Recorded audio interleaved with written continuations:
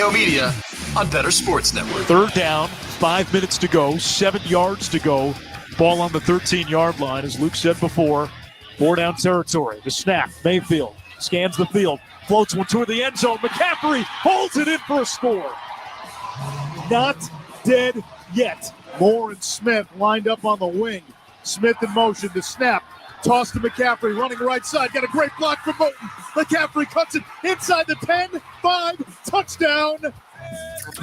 Corey Nando and Friends, presented by Mayo Media.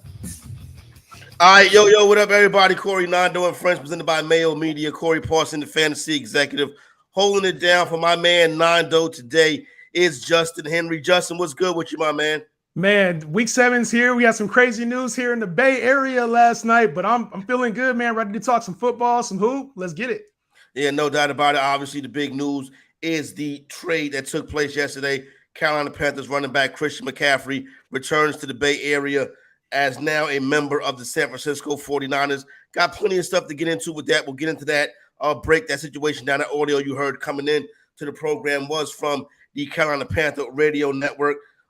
Listen, since yesterday was the sports equinox day, potato to potato, tomato, tomato, right?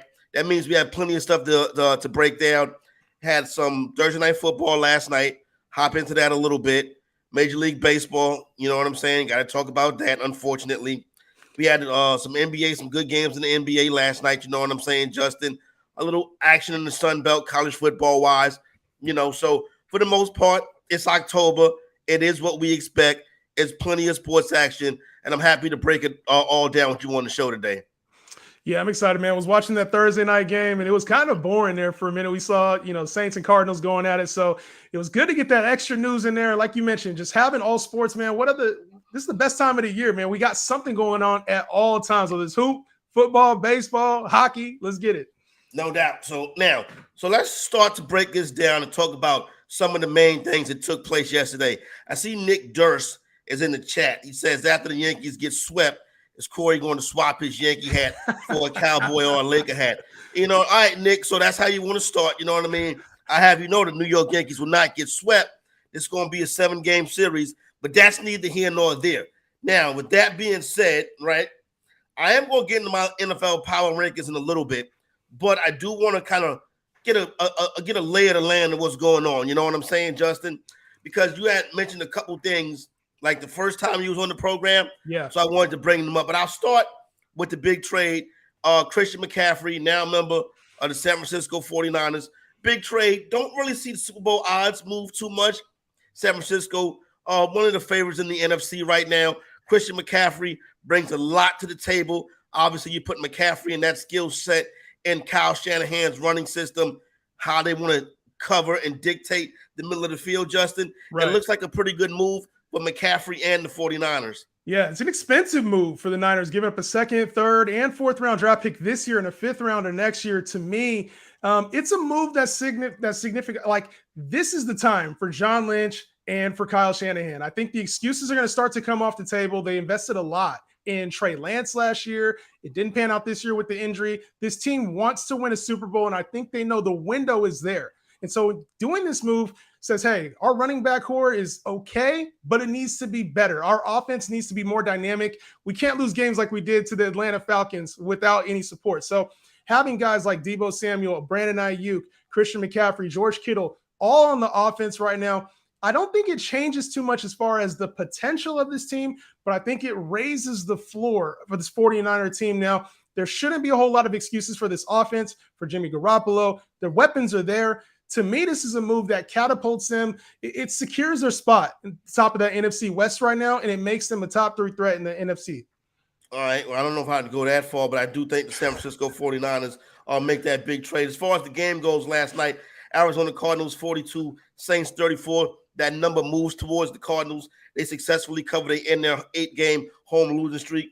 Big night for D-Hop and his return. Cardinals 42, Saints 34. Andy Dalton was the backup quarterback for the Dallas Cowboys a couple years ago and went terrible. It's going terrible right now with the Saints. But D-Hop, I guess, was the big story of the night. And, people talk about Kyler Murray and Cliff Kingsbury back and forth on the sideline, but both those cats got their bread. They both got the same agent. There's nothing to see there. The Cardinals, man, it did look D-Hop, man. I'm first of all glad to see him back on the field, one of the best receivers in the league. To me, it was great to see him back on the field, and it seems like we knew this, but he's the key component for this Arizona Cardinals offense. It looked much more in sync yesterday. Kyler Murray didn't throw for a ton of yards, but it looked fluid throughout the game. We saw Kyler Murray yelling at Cliff Kingsbury during the game yesterday. But this Saints team, man, to me, they got a lot to worry about. There was a high expectation for the Saints team. We've seen a lot of rash of injuries with this team, and it just didn't look good. Like you said, with Andy Dalton in there, they got to get things right. Yeah, it didn't look right last night. So I do still think the Saints got some heat, but they got to get Jameis back in there, and we'll see what gets going after that. Let's go to Major League Baseball. Houston Astros now up 2-0 on the New York Yankees. Houston 3, Yankees 2 last night. Series shifts back to the boogie down. I expect the Yankees to get back into it then. Yeah, I didn't have a chance to catch the game last night. I haven't been too in tune with the MLB this year, man. It's been a fun season though. During the regular season, with Aaron Judge, obviously you as a Yankees fan watching Aaron Judge take the AL home run record, that was crazy to see. But I've heard a lot about the playoffs. I with this NFL being so crazy, man, it's been tough for me to get dialed in with it. No doubt. Last night in college football, big game in the Sun Belt. Troy, as a 3-point underdog, gets a 10-6 victory over South Alabama. So that took place last night. In the NBA, Philadelphia 76ers played their second game of the year. The Milwaukee Bucks made their debut. Giannis and the crew with a 90-88 victory over the 76ers. Philadelphia now 0-2 on the year, but they have played the two best teams in the Eastern Conference in Boston and Milwaukee. James Harden with another big night last night. 31 points for James Harden as the Beard gets off to a hot start to start the season. Yeah, they got to get things figured out because they can't rely solely on Joel Embiid this year as they have in past. And I think it's good to see assertive James Harden, somebody he's trying to be that next piece. And Tyrese Maxey's played at a pretty good level as well. So I think it's good that they've played some of the top teams in the East, potential Eastern Conference Finals matchups. But we've seen this team start to take the evolution, right? You can't just go through Joel Embiid because if something happens to him, that's the whole team. So I like what I saw out of the Sixers. And we saw, even though they took the L, and then we saw the Lakers too, man. We talked about Russ, bro. 0 for 11 yesterday. Yeah, right quick though. Yeah, the Bucks did hold Embiid down in the second half. He didn't score. He scored 0 in the second half. Speaking of zeros, the Clippers beat the Lakers 103-97. Right? That's fair. The Clippers are a better team than the Lakers. The Lakers have their struggles, right? Russell Westbrook, your man, right? That's your man. Because last week when you was on with me and Nando, and I was like, they got to cut him. You was like, oh no, the shot going to cut. You was defending Russell Westbrook. This is a 0-4-11 right here. Are you still defending Russell Westbrook? I'm defending Russell Westbrook, the player, not the situation. He's not in a great situation right now with the Lakers. Wait a minute. 0-4-11 on the Lakers is a 0-4-11. 0-4-11 is a terrible game. 0-4-11 is a terrible game, but players have terrible games, and I get it. The elite players, the guys that we were talking about, the LeBrons, they don't do 0-for-11. So I get that. But he also had 5 steals, and he's trying to make his impact on the defensive side of the ball. So to me, he's trying to find this role. And it's obviously we know this isn't the right pairing. Westbrook and the Lakers is not the right pairing. But I think right now what he's trying to do is identify his role coming off the bench, having to be a defensive guy. They're trying to figure it out. Nobody is the right fit for Russell Westbrook. Maybe I was the only team. You know what I was thinking of a night? Maybe the Miami Heat, you know what I'm saying? Kyle Lowry looks to be like he's washed up. Maybe Russell Westbrook can go be 0-4-11 with the Miami Heat. But then he'll probably get into a fight with Jimmy Butler because, Jimmy Butler's not going to have that. 100%. No, he doesn't go to a team like the Magic, the Knicks, just somebody with no presence, no other big name presence. Don't put him on the Knicks. Yeah, he wants the Knicks. He might turn that thing around because the Knicks, man, they got a whole bunch of lefties on their team and nothing else. All right, so got a big program on deck today. Like I said, going to run through the NFL board. No guests today. You are the guest. We want to take your phone calls. Want to go off some of your interaction in the chat. You know what I'm saying? So get involved. Be a part of the show today. Start Sit crew. You can throw your stuff in the chat. You can hop on here and give us a call on the app. You know what I'm saying? We got your Start Sit. Get you ready for the big fantasy weekend. So that's where we stand right now. I think we're off to a pretty good start, right? Now, before we get into the NFL stuff and run through the board, you know what I'm saying, Justin? I want to go through the fantasy executive NFL power rankings. Now, I don't really get into my power rankings until around, until we get into later on into the month of October. I want to see how everything is shaking out, injuries, who looks like this, who looks like that. So my initial power rankings just hit the press today. You know what I'm saying? These are fresh power rankings. You know what I'm saying? Here we fresh go. Off the printer, fresh out the stream, fresh power rankings, right? So I want to get some of your opinions as we go through the power rankings of that side with you. I mean, 100%. Yeah, no doubt. You know what I'm saying? So my top ranked team in the NFL right now are at 1-1. And listen, I think it's agreeable that the Buffalo Bills appear to be the team to beat right now in the NFL. Big victory over the Chiefs, come from behind victory over the Ravens. Josh Allen is the MVP right now. The Buffalo Bills are my top ranked team. There's no denying that, correct? I think you got to put them there right now. It's just the caliber of wins they've had this year. You got to put them in there. There's really only one other competitor to me, and I would still put the Bills over them right now. All right. The number 2 team in the fantasy executive too good to be true power rankings. Love it. I love it. The fantasy executive too good to be true power rankings is the Philadelphia Eagles, the best team in the NFC right now, undefeated. Jalen Hurts getting it done, running the football. The secondary is tight. They're playing good defense. I can't believe I'm saying all these nice things about the team in Philadelphia, the Eagles, but I got to be honest. I got to keep it a buck. The Philadelphia Eagles are the second best team in the NFL right now. They look legit, man. And you want to blame the schedule, how easy it is. You want to blame a lot of these things. It doesn't matter. The Eagles are playing at a high level. They're playing behind the quarterback play, offensive line play, defense is playing at a high level. Not really a lot you can say bad about these Eagles team outside of the fact that they're not proven in the playoffs. So I think the Eagles coast through this regular season. I can see maybe 2-3 losses on the year. They dominate the NFC. And then they'll have to get battle tested, a little battle tested there in the NFC.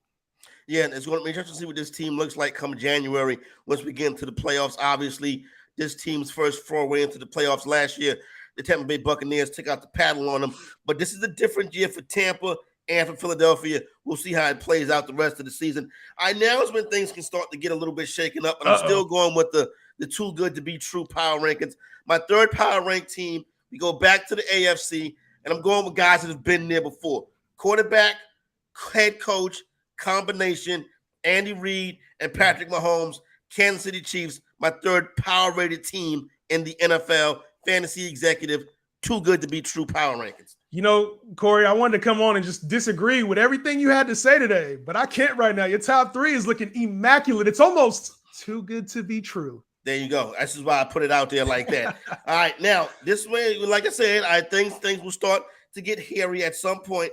And I'm going to stay in the AFC, and I'm going to stay in the AFC West. 100% honest with you, coming into the season, I was not the biggest Los Angeles Charger guy. Because I'm like, Mr. 4th and 10, Brandon Staley, not really my kind of head coach. And I still think Mr. 4th and 10 at some point is going to end up costing his team. But right now, Los Angeles Chargers, fantasy executive, too good to be true power rankings, team number 4. Yeah, I'm not sold on this Chargers team. And they've had some questionable victories, but they're victories. And at the end of the day, that's what matters in the NFL, getting wins. So we've seen Brandon Staley up to some of his old tricks. This team's been pretty injured too. So they're doing this without their number 1 receiver in Keenan Allen. They've had Justin Herbert still dealing with the rib injury, still pulling out wins. I want to see him up against some of this more elite competition. We saw him lose to the Chiefs. I want to see them play some tougher opponents, because I think there's a couple of the teams out there I'd rather have than the Chargers. I'm sure you're going to get into them. Interesting right there. Okay. Now, let's keep it in the AFC again for team number 5. Coming into the season, everybody wrote off the Tennessee Titans. Oh, Tennessee, they don't have A.J. Brown no more. They don't have this. They don't have that. Ryan Tannehill this, Ryan Tannehill that. It's still Mike Vrabel. It's still King Henry. It's still situational football. The Indianapolis Colts, Matt Ryan, it's not happening. It ain't it. Tennessee Titans, power rank 5th by the fantasy executive. Now, this This is where I got it. There's no way in hell the Tennessee Titans should be 5th in your power rankings. Not with some of these other teams in the NFC. You got 4 teams in the AFC in your power rankings ahead of guys. Yeah. The New York Football Giants haven't earned that. Tennessee was on a bye, and the Football Giants haven't earned that, sitting at 5-1. Are you kidding me? Tennessee Titans is a better football team than the New York Giants. I've seen the Tennessee Titans do it in the past. I'm pretty sure they can do it again. They got a big matchup this weekend versus the Indianapolis Colts. Okay, but I can see my ranking on the Titans being just a tad bit aggressive, so I can agree with you on that. Power rank team number 6 in the Fantasy Executive Too Good to Be True power rankings, right? We go to the DFW. We go to America. Dak Prescott gets hurt. Oh, my God. Jerry brings the team in, huddles up the brain trust, and say, listen, Kellen Moore, let's stop trying to coach to get a job and coach to win the game. Mike McCarthy, you're the head coach. Take it over. Get everybody in line. You're Cooper Rush. You come in here. Tony Pollard, Zeke Elliott, Micah Parsons, offensive line, head coaching. You know what I'm saying? The Dallas Cowboys, America's team, power rank number 6, the second NFC team to join the program. Are these without bias? Or is this ranking I'm- without bias? I'm a This has to journalist. be. This I'm has a to be journalist. How do with you mean bias? bias? I'm a journalist. There's no way you put the Dallas Cowboys at number 6 ahead of the Football Giants. Are you kidding? There's Cowboys no way. beat I'm the getting Giants. sick to my stomach hearing these rankings right now. It's The starting to get a little. Cowboys beat the Giants pretty handily, too. The Giants beat like the they Tennessee always Titans. do. This ain't equating right now, Corey. It's not equating right now. The Cowboys, they'll be good with Dak. And the Dallas defense is playing at a very high level. But to me, to put them, second in the NFC right now ahead of the Vikings? Second in the NFC. The Vikings have even been playing at a very high level. The Minnesota Vikings, are you serious? Kirk Cousins, throw interception in the red zone, Minnesota Vikings. How many Listen, L's they got? They How many L's do they only have 1 L. Let me get to the next team. Team number 7 in the Fantasy Executive Too Good to Be True top 10 It was is too good to be true. the Baltimore Ravens. Lamar Jackson, been there. Harbaugh, been there. The back end of the defense is a problem, but we think it can get better in Baltimore. Team number 8 is the Minnesota Vikings, right? Okay. Team number 8, the Minnesota Vikings. That's that. They're there. I don't trust Minnesota yet, but you can't knock the record. Team number 9, then you have your New York Giants as team number 9.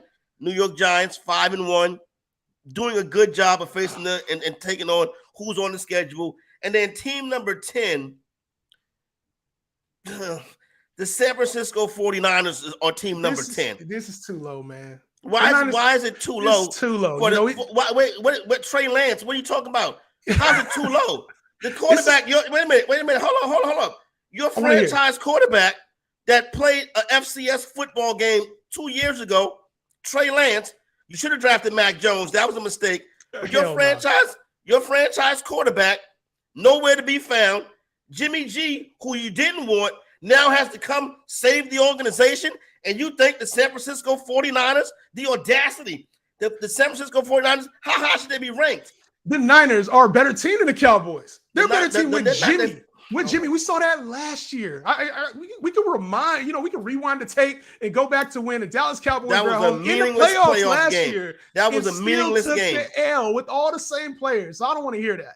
We better No. And then wait a minute. C-Mac. Like, we took some bad L's to the Bears and Falcons. There's some bad L's. This Atlanta Falcons team is better than this Cowboys team. No, it's not. You lose to the Atlanta Falcons last week. You know what I'm saying? I don't want to hear this about San Francisco not being better than the Dallas Cowboys. Not this year. Not last year. They won the playoff game, right? Spanked them. But I would rather take. It was not a spanking.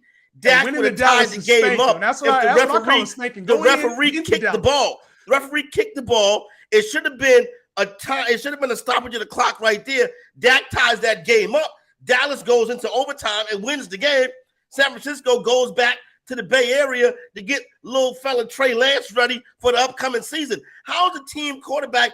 Wait a minute now. The quarterback that you had off on the sideline is in the game now. Your version of Cooper Rush is in the game now. What are you talking about? He's going to come back. The Trey Lance is going to come back. He ain't played since 2019. What are you talking about, Trey Lance? Hey, we've been in the NFC Championship. We've been in the Super Bowl with Jimmy G. I'm not worried about this team. The Cowboys, you put them over the Niners, and I'm trying to think. The Cowboys, I can't remember, physically remember the last time the Cowboys were in the Super Bowl. I'm 36, and I can't physically remember the last time the Dallas Cowboys were in a Super Bowl. I was in fifth grade eating lunch. Right, so Dad's caught it. They're supposed to be in the Super Bowl that year. They'd have won the chip when the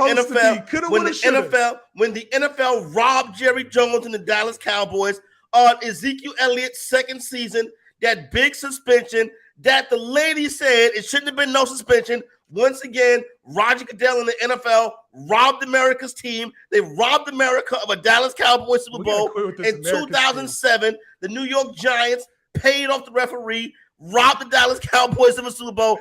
I don't want to hear you act like the Niners been winning championships. They haven't. Hey, How you gonna be America's team? Hold on. How you gonna be America's team when the biggest platform is TikTok, right? Biggest social media platform is TikTok, and 90% of the users on TikTok never seen the Cowboys win. How is that representative of America? TikTok America wins. The Cowboys a propaganda app. That's not true. What's going on TikTok? I tell my kids. I tell you. Don't believe none of it. Because let me explain something to you, and be honest with you. It's about the Dallas Cowboys. That's why, in real terms, the 49ers are a mid-market NFL franchise, right?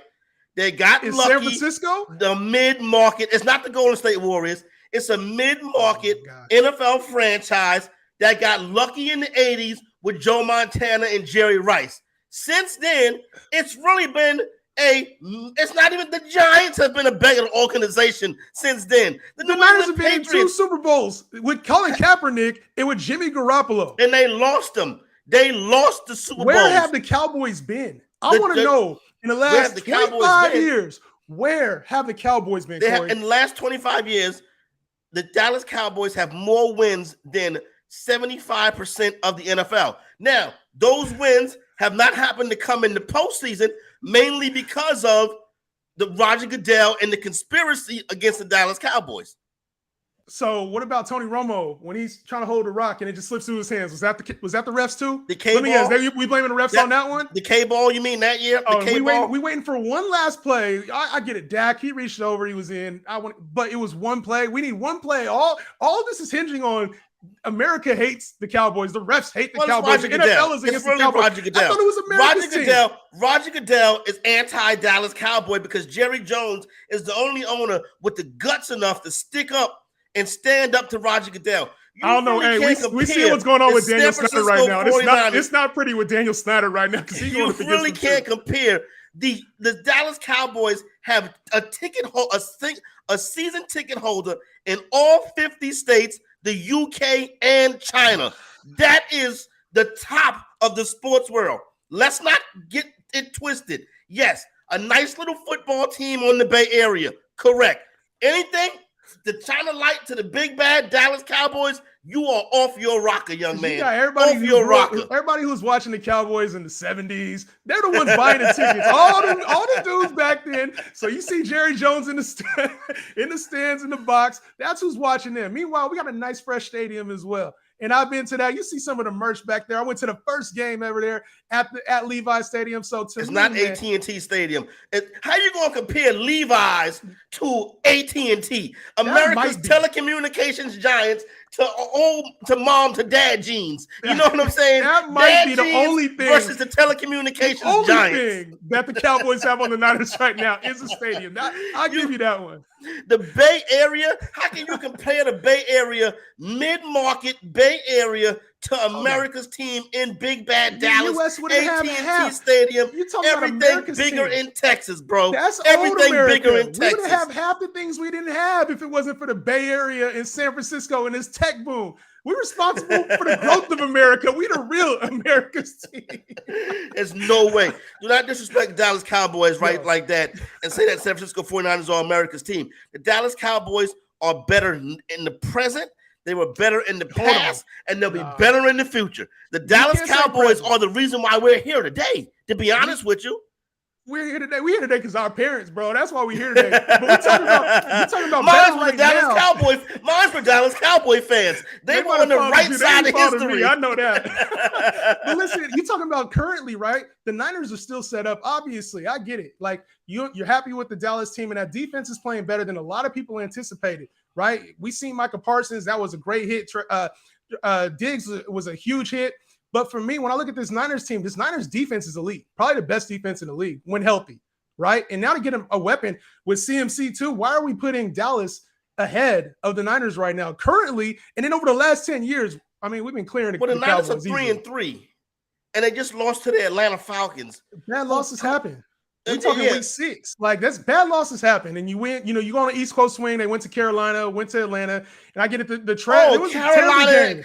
Because Carolina and Atlanta are the powers of terrible. the NFL. It's a bad exactly. loss. So go get those 2 wins and come back to your little small market Bay Area stadium. You know what I'm saying? When Washington puts that beat down on Dallas later, I'm coming back on the show to talk about how you can lose a game every now and then. You crazy as hell. The Washington Commanders and the Dallas Cowboys, that's no competition. I still got plenty of schooling to do, you know what I'm saying, on my Dallas Cowboys. But we're going to pause for the cause. Well, no, not right now.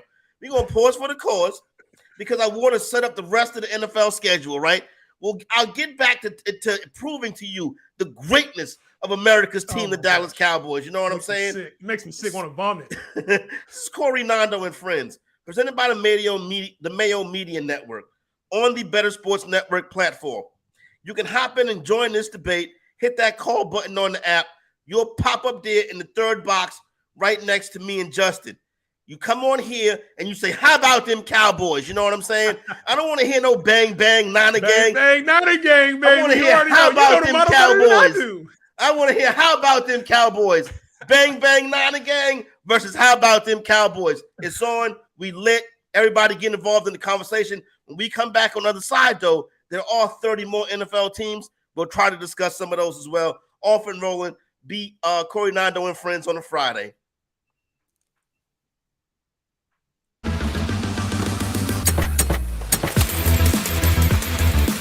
I'm Pat Mayo of the Mayo Media Network and the Pat Mayo Experience audio podcast. 2 things which you should subscribe to. I'm also the presenting sponsor of Better Sports Network's 3 to 5 p.m. Eastern weekday live block. So you should always tune into that. But what I want to talk about today is daily fantasy strategy and how you can leverage tools in order to both win, but understand what other people are doing, because creating leverage in daily fantasy is about the number one thing you can do if you want to get to the top of the leaderboard. So I'm going to walk through some of the tools that we have at runthesims.com in order to help guide you beyond what the tools actually provide, considering it's a lineup builder, it's an optimizer, it has projections. There's all of that stuff at Run the Sims.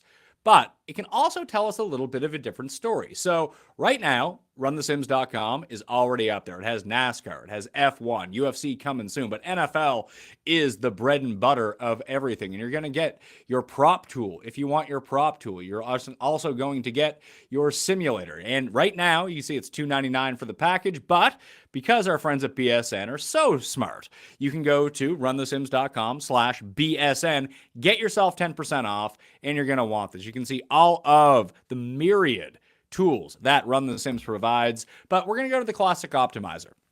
And we're going to show you how you can create leverage in your lineup without doing anything. We're going to make it the main slate of games because, I mean, if you want to run projections for every game, you can use the entire full slate of everything. And you can pick whatever operator that you want. Well, for this example, we use DraftKings. So all the stock projections are in there.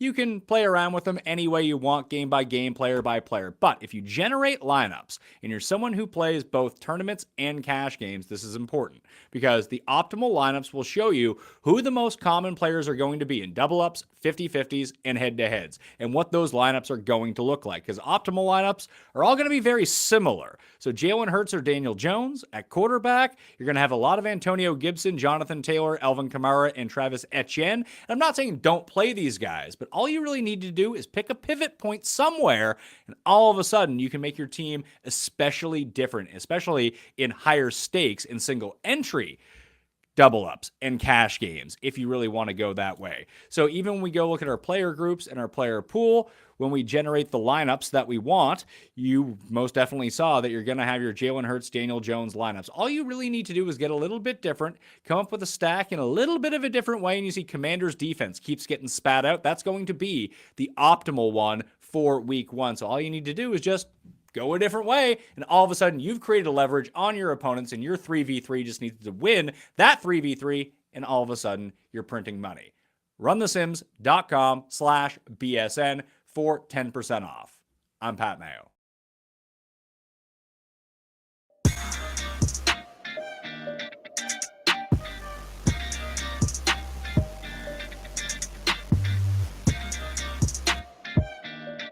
Better Sports Network is betting, fantasy, collectibles. It's sports talk done better. Yo, what up? Happy Friday, everybody. Your boy Corey Parson, the fantasy executive. My man Justin Henry holding it down for Nando. Corey Nando and friends, the Mayo Media presentation right here on Better Sports Network. NBA talk coming up in the next hour. Plenty of stuff to get into. It's a Friday. Having a good time. Justin, despite you being a San Francisco 49er supporter, you're off to a good start. You know what I'm saying? Appreciate that. Yeah, try to just get in with all the knowledge, man. I'm just a sports fan at the end of the day. You know, whether we Cowboys fans, Niners fans, at the end of the day, that's irrelevant, man. It's passionate sports fans, and we love the game. So I played growing up, and you know, my son plays right now, and it's for me just having the knowledge and being able to share my experiences with you guys. That's what it's all about, man. Yeah. What did you play? Hoop. I was a basketball player growing up. So I was a basketball player growing up through high school, and I played guard. So I was a big guard. I'm 6'4", so I was a big point guard. So I always like players like Ben Simmons, LeBron, big facilitators. That's how I was. Luka, exactly. Exactly. Trey Lance? No. Trey Lance, hey, he'll be him. Why? I know everybody's down. Him? Everybody's he's down not on him. Trey Lance is not him. Trust me. He's young. He's not him. We haven't seen when is he going to play? The last time he was on the football field. How are you going to downgrade Trey Lance when he's hurt? 2019 for South Dakota State. Come on, are you serious right now? Trey Dallas Cowboys Lance, quarterback is Dak Prescott. He played at a real college. Mississippi State. He did play at a real college. You know what? And we've seen guys from North Dakota State come in the league and at least play decent. So play decent. Please don't say. I ain't gonna say it. Because I don't want to get on that topic for another 5 minutes. But Trey Lance has the ability, man. So as long as they brought in the weapons, right? CMC is going to be there, and I feel like that'll be a nice wrinkle next season. So the team invested in him. I think they get right. He's a young player. They dropped the ball. They're supposed to draft Mac Jones there. We don't give young players enough time to develop in this day and age. We're so quick to say this guy's a bust. You hear it in Justin Fields all the time right now. We are the NFL evaluators now. So in 2 to 3 years, if they haven't produced, we're like, hey, these are bad players. Trey Lance needs an opportunity to show that he's bad before we give him that label. Well, why he don't play? So last year he didn't play. I mean, Jimmy G was there. So you got to give him time. Jimmy G was there, and he's a capable starter. We saw him. He took him to he led the team to the NFC Championship. Should have been the Super Bowl if I want to go with the shoulda, wouldas. Should have been the Super Bowl. Drop pick. But he was the guy. And so the money was there. The money was talking. And to me, Trey Lance was next up. The team invested so many picks in him. He was the starter this season. And you would have been 0-6. You got lucky that Jimmy G decided to hang around, or else you would have been in a lot of trouble. You're in a lot of trouble anyway, San Francisco 49er, because it can happen on any given Sunday, as we just saw in your loss to Atlanta. Sometimes you got to give players a chance to develop. And yes, the loss was ugly to Chicago. I think they would have got right game 2. And Trey Lance, that's right. You lost to the Bears too. He's a young player. And you think you should be ranked higher than the Dallas Cowboys? Jimmy G's the starter now. Of course we should. Bears? Yeah, we should. Jimmy G's there. This is a good team. A couple of weeks ago. Now, the knocking for Jimmy G isn't that they can't get there. It's just they can't win it with Jimmy G. So that's not the knock. It's not the knock that the Niners on the top football team. I'm glad you know. But, the most interesting and intriguing game from a wagering standpoint to me coming into this week is this matchup between the New York Giants and the Jacksonville Jaguars. Jacksonville laying 3 points at home. Total sitting at 43.5, right? A couple weeks ago, everybody's all smart. Oh, I have a ticket on the Jaguars to win the AFC South, right? And now people not talking about this ticket on the Jaguars to win the AFC South no more because the Jaguars look like who I thought the Jaguars would be. Yes. They've improved a little bit, but not much. But this week, 3-point home favorites versus the Giants. All the money coming on the Giants, yet the line has not moved. Everything here says sharp play, respected money play to the Jacksonville Jaguars, but I'll be honest, I don't know why. The line's talking. The line is definitely talking. Sitting there at 3.5, wherever you want to get it. The line is talking right now. And to me, this is an opportune spot as a bettor. You're playing the Jags. Like this is, like you said, this is where the sharp money is. But this Giants football team is playing a lot better under Brian Daboll than I think a lot of people anticipated. So I'll be curious to see if this is a get-right game for the Jags or if it's just going to be more of the same. If I had to put my money on it, I would say the Jags at home can get things done against this Giants team. Yeah, it's hard. Listen, this season you can lose money betting against the Giants. You know what I'm saying? That's true. So very true. But everybody's on the Giants this week. We see the line freeze, stuck on Jacksonville. This line is not going to go to 2.5. It's probably got a better chance to go to 3.5 than it does at 2.5. And I'm trying to figure out why. And I think Saquon Barkley could be a little bit banged up. Yes, he's banged up, and the firepower just isn't there for this Giants team. And so when we talk about Jacksonville, the one thing they've been able to do is they played to their competition, it feels like. They got blown out against the Eagles, but for the most part, this Jacksonville team is like just played to their competition and been in tight games, and the Giants themselves have been in a lot of tight games as well. So I think when you give the edge to the home team in a match that seems pretty even on paper, one team playing above where they probably should, I think Jacksonville's playing a little bit lower than they should be playing right now. But I think we see Trevor Lawrence get right, another young quarterback who's struggling a little bit this season. Yeah, but he's better than Trey Lance. He ain't better than Trey Lance. I mean, I know. Listen, I got the jersey sunshine, on. The Clemson star. I got the jersey on. The Clemson star. I know Trey Lance ain't Jeff Garcia, Steve Young, Joe Montana. He ain't all those guys. You know what I'm saying? But Trey Lance will be. You got to give him a chance. Has Peyton Manning potential. He has that kind of potential. He's not a FCS quarterback that wore the same uniform as Norfolk State. Like, come on now. So I like Trevor Lawrence, and I do, and I think he's in a great situation there in Jacksonville. It's just that young quarterback thing, and like I said, Trevor Lawrence has played 1.5 years now, and we gave Trey Lance 5 games or whatever it was. Like, we gotta give players a chance. We saw Peyton Manning when he first came in the league. He was terrible. He was good. He showed elements. And I think we see the same thing out of Trevor Lawrence, a lot of inconsistency. I do agree that Trevor Lawrence will be a premier quarterback at some point. It just ain't going to be this season. And Dak Prescott's rookie season, he went 14-2 and won the Rookie of the Year Nobody award. expected nothing out of Dak Prescott coming 4th round. Like, nobody was expecting anything out of him. That's the difference. It's the expectations. The guy you drafted 3rd, I wouldn't expect much out of him. Trey's coming. Watch. I think he's going to prove a lot of people wrong, and we got to wait till next season to see him fully healthy, make sure he rehabs the way he's supposed to and gets back on the field. That's first and foremost for a guy like Trey Lance. But I'm a believer. I got this jersey. I didn't go get this jersey. I only have a few jerseys. Did you find that on the clearance rack? That Trey Lance jersey? Was that on the clearance rack? I paid premium for this jersey. Well, I went to go pay the extra tag for the Trey Lance, and I got Frank Gore jersey. I got Patrick Willis. I wish I had I gave my son a Jerry Rice jersey. You know the players you just named, they don't have championship rings. Frank Gore don't have one. Patrick Willis don't have one. You know what I'm saying? You want to talk about should-haves. That 2013 Niners team for sure should have, or 2012 team should have had a Super Bowl. For sure should have been a Super Bowl. Which one was this?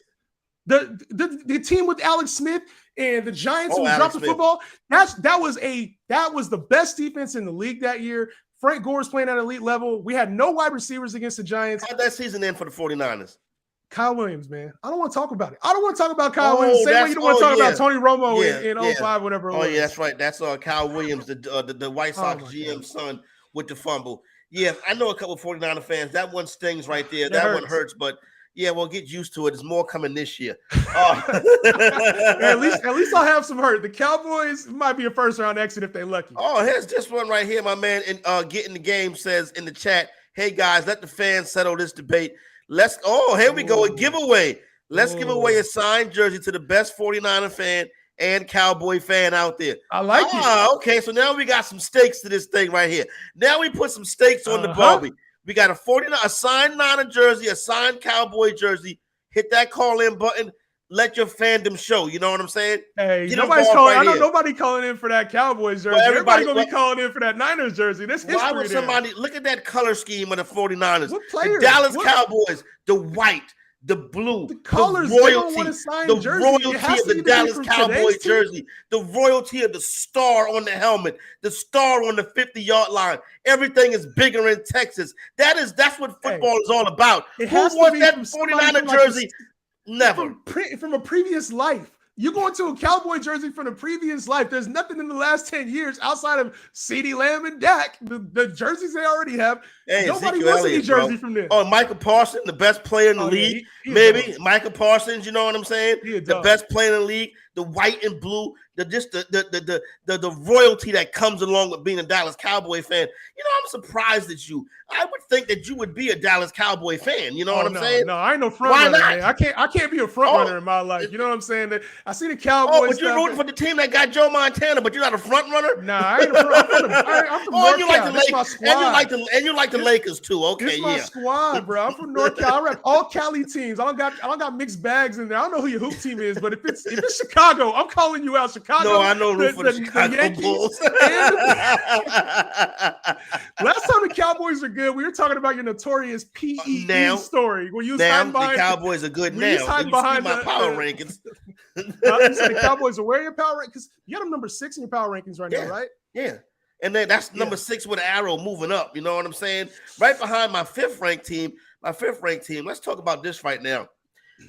Coming into the season, we knew it was going to be intriguing matchups every week in the AFC this year. And we got a big one in the AFC South this week. Tennessee Titans, Indianapolis Colts. This game is being played in Tennessee. The Titans dominate the Colts. They do. 2.5 sitting right here. To me, this is the easiest money on the board this week. Later 2.5 with the Titans. I think the Titans are like the opposite of the Colts. The Colts are helter-skelter. The Titans are well coached. They do the right thing. Situational football. The Colts going to miss kicks, offsides, turn the ball over. The Titans not going to do none of that stuff. You know, at the end of the day, the Colts have been turning things around, much more so than I thought after the first 3 games. I was very concerned about this Colts team. And coming off of a bye, the Tennessee Titans surprised a lot of people, right? Like you mentioned, we were ready to put the Jaguars ahead of the Titans, the Colts ahead of the Titans. And they've been doing their thing. So I really can't hate on this team. Coming off the bye, I do like the Titans to at least to take care of business. But JT is coming back. Yeah. He's expected back this week. They're starting to get full strength. Michael Pittman's been playing at a high level. They got back the receiver, Alec Pierce, coming back from a concussion. He's playing at a high level. I'm not counting out this Colts team. This is more of a stay away, in my opinion. Division foes. Titans coming off a bye. Colts playing well. I'm kind of staying away from this game. Okay, I can see that right there. I can definitely dig that. But I'm on the Titans. I like the Titans a lot in this spot. This is going to be and it's going to be in that 1 o'clock window too. So I'll be on doing the better zone with my man Adam Ronas and Tom Casale. So this will be a big sweat right here. But I like the Tennessee Titans as one of my best bets this week. So you can catch that right now at the Fantasy Executive. I got an article up with some of my best bets. So go and check that out. Atlanta Falcons, Cincinnati Bengals. Atlanta Falcons, a team that just beat your 49ers. Oh my gosh. Had to throw it in there. The team that just beat your 49ers. Can they go on the road and beat Cincinnati Bengals like they beat San Francisco at home last week? The Bengals laying 6 in this one. To be honest, I like Atlanta to cover this number. I don't know if I would bet this, though. Yeah, I think I would bet the Bengals bouncing back, getting their guys healthy, and this team is playing better. Coming into the season, the Bengals were flat, right? They didn't play any of their starters during preseason. A lot of people were concerned about the Super Bowl hangover, obviously, Super Bowl losing hangover. But they've started to come into their own, have hit their stride over the last few weeks. So I like the way this offense is playing. The defense is playing pretty well as well. So give me the Bengals in this one. I'll take the points. Later points with the Bengals, huh? That's interesting. I would. And this team, I feel like this team offensively is just going to be able to outpower this Atlanta team who's coming off of a high win at home against the 49ers, a team they should not have beat. But they beat them. They did. They beat them. They beat They them. We got to did. keep things matter of fact. And They it won. was pretty convincingly, too, that they beat them. This team has major holes, though. This Atlanta Falcons team does have some major holes, and I think the Bengals can exploit that. All right. I like the Falcons. We're going up against each other on this one. I like the Falcons. I don't know if I would take it to the window, but I do like the Falcons in this game right here. You mentioned something that caught my eye right quick. You know, I'll probably say a lot of things that catch your eye, Corey. You know, I got a lot of gems that come out of this. Not a little bit. Relax. You know what I'm saying? Relax, 49er fan. You know, the San Francisco 40. Remember, see, you may not remember when Michael Irvin in the NFC Championship game as a member of the Dallas Cowboys put a $192 on Deion Sanders. 192 in the NFC Championship game. Michael Irvin, number 88. Number 88. You know what? You want to talk about a piece of a sporting apparel that's legendary? That blue and white 88 worn by those legendary Dallas Cowboy receivers, Drew Pearson, Michael Irvin, Des Bryant, and now CeeDee Lamb. That legendary Dallas Cowboys star on those great wide receivers. Michael Irvin, a $192 on Deion in the NFC Championship game. Beat him so bad, Deion left San Fran to come join Dallas. And you think that the San Francisco 49ers can light a candle to America's team? Please. You're talking about 88, man. We have to push the rewind button, go to the history books. We got to go so far. I was in Ninja Turtle underwear, eating snackaroos or whatever. Now still probably. But you know, that's one of the crazy aspects of this. You know, we could talk about iconic moments in this franchise. We talk about the catch. I don't even need to say it, RIP Dwight Clark, but we don't got to talk about the catch and probably how you feeling about that catch. But one of the more interesting things about this dynamic is how many Niners players actually played for the Cowboys. Yeah. Like, to me, that's crazy. You talked about Deion, and I know he had a little resentment there, had to do his thing. But one of my favorite players, my favorite player all time, Terrell Owens, bro. Terrell Owens played great on both teams. Yeah, he was. Terrell Owens had a Hall of Fame career in San Francisco and then had a Hall of Fame career between Philadelphia and Dallas. When Terrell Owens, at the end of his career, when he was like on Buffalo and Cincinnati, he was still putting up top wide receiver numbers.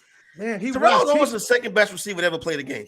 I'm not going to debate you on that. I wish I would, but I'm not going to debate you on that. I could talk Calvin Johnson and Jerry Rice, but T.O. is in his own tier. Rice is one, T.O. is two. Calvin's up there too, in my opinion, but I'll take T.O. I have no problem saying T.O. is a top 2 receiver, and you can flip-flop all 3 of those guys how you want to. To me, T.O., whether he's on the Niners, the Cowboys, the Eagles, that's one of the players that left the Niners that I could go root for him while he's on the Cowboys, while he's on the Eagles, while he's on the Bengals, the Bills.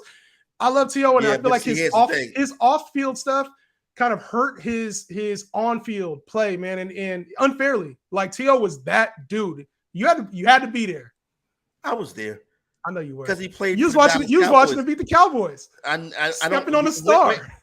And then what happened? George Teague almost took his head off. Hey, guess what? That George Teague almost took his head off. And the Cowboys won that game. You see, you don't talk about that part. The part that the Dallas Cowboys won that game. It's like when everybody talking about, Allen Iverson shook Michael Jordan and the Bulls won by 35. When T.O. stood on the star, the Dallas Cowboys won that game. Hey, let me ask you, you know what I'm saying? I got a serious question. What was the score of that game? I don't know.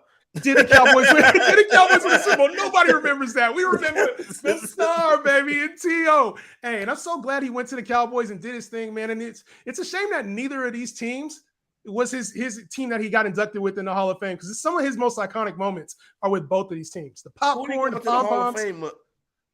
He went with the Eagles. He went with the Eagles, man, which is it's sad. That's interesting. Bro. Yeah, he should have went Niners, but there's a lot of resentment, and at the end of the day, a lot of that was off the field stuff. When we talk about on field, which is all I care about, I don't care about the headlines, the media, all that other stuff. I care about how you played on the field. And T.O., you can put him up there with any single receiver, he gets the job done. Legendary wide receivers between the two franchises. T.O. being one on both teams. Obviously, Michael Irvin, Jerry Rice coming to mind. Right now, CeeDee Lamb, Deebo Samuels. Just got word in the back that we do have 2 legendary receiver jerseys that they're going to be giving away. So, Cowboy Nation, holla at me, get in here and win one of these jerseys. You know what I'm saying? I'm holding it down for my Cowboys against the hated rivals, San Francisco 49ers. The small market Oh my San gosh. Francisco, Hey, San Francisco 49ers have versus big bad Texas. You know what I'm saying? This used to be a rivalry. I used to be able to say, you know what, Niners Cowboys was a rivalry, but it's not. The Cowboys Dallas ain't was been winning winning the games. Cowboys ain't Dallas been was winning the games. Wait a minute. In the 90s, the Cowboys was winning those games. They won the NFC Championship. The Niners Alvin dominated. Harper walked them off. In the 90s, that Alvin Harper walked them off. Boys to men sent the Cowboys to the Super Bowl. Those NFC Championship games in the 90s was won by the Dallas Cowboys, not the 49ers. You got to go back to the catch when the little fantasy executive was sitting there rooting on the Dallas Crying Cowboys. his tears out. Yo, hey, let me ask you this though, right? You know the history of the Cowboys. You know, yes, it, right? I do. And all the players. Who do you think has better players overall? Because I don't see, if we start going side by side, there's really only one position I'm like, all right. And that was a volume position. Don't get it twisted. That's a volume position that I give you for the Cowboys over the Niners. Every other position, I'm taking Niners. No, I wouldn't go that far. Now, obviously, you could say that you got the advantage at quarterback because of Joe Montana, who 100%. is like the second greatest quarterback. You know, I'll take Steve Young over Troy Aikman. No, Troy Aikman in the championship rings. The greatest game manager of all time. I don't want to hear it. Now he's a game manager. He's a game manager. Now he's a game manager with 3 He's in Super the Hall Bowl of rings. Fame with so many less yards. I don't even know what the number is, but it's because the greatest running back to ever play was in the backfield. Exactly. And Emmitt Smith, exactly. the best. That's all that matters. The best. That's the best. That's like all they better needed. It was the O-line. It was better the than Walter Payton. More rushing yards than Walter Payton. You said more rushing. He had 100 more carries. What you expect? More rushing yards than Walter Payton. More rushing yards than Jim Brown. More rushing yards than Barry Sanders. He had the greatest football player ever. Else. Emmitt Smith is the greatest football player ever. The best. You did not just say that. Ever. You did not say that. Hey, you didn't say that. The numbers don't lie. The numbers don't lie. The ratings only. You can sit up there and tell me that the 49ers are a big market team, but the truth of the matter is, Emmitt Smith, you look in the record book, number 1, Emmitt Smith. Hey, if I put Frank Gore behind that offensive line, he would have broke the record. It didn't matter. Roger Craig, you could have put any of the Niners behind that O-line, and he would have did the same thing. Longevity, I'll give him that. He played for 14, 15 years, I want to say, but he had so many more carries. The heart of a champion. The X-backs. He had Barry the heart behind of a that line. champion. He had the heart. Barry Sanders quit on the Detroit Lions. He quit. Emmitt Smith, he hung in there, and he won championships. A lot of respect for Emmitt Smith and his craft. One of the long-term gamers, and he was efficient, effective in what he did. Played, even on the Cardinals. He was doing, even later in his career, he was still performing at a high level. So I can't really knock Emmitt. We know it was the O-line, though, but I can't knock Emmitt. He's one of the best running backs ever. He wasn't a good broadcaster, though. He tried to do the broadcast thing, and it did not work out. It ain't for sometimes you got to stick to what you know. And he knew running the football, not talking on camera. Oh, here's another hint about the jerseys. The numbers are 80 and 82. Interesting. I can think of an 80 running down the field in San Francisco in Candlestick Park. I can think of an 80 and an 82. Both. We got a plethora of talent on this Niners team. Hey, Cowboy fans, get in here and win this jersey, Cowboy fans, and let this dude know that the Dallas Cowboys are America's team so we can continue running the board. I've lost track of the time sitting up here arguing with you this foolishness about the Dallas Cowboys. You know what I'm saying? Yeah, it's a good talk though, man. And you see, like I got a bunch of Niners stuff collectible, like I was talking about. The very first game at Levi Stadium, went to that Y'all game. lose? Yeah, no, that was a win. You can't lose the first game at Levi Stadium. I also have a brick. Lost the first game at AT&T. Oh, that's just the Cowboys. I wouldn't expect anything less. All right, so that's not the house that Eli built. Relax. Wait a minute, 49er fan, you lose to the Giants a lot.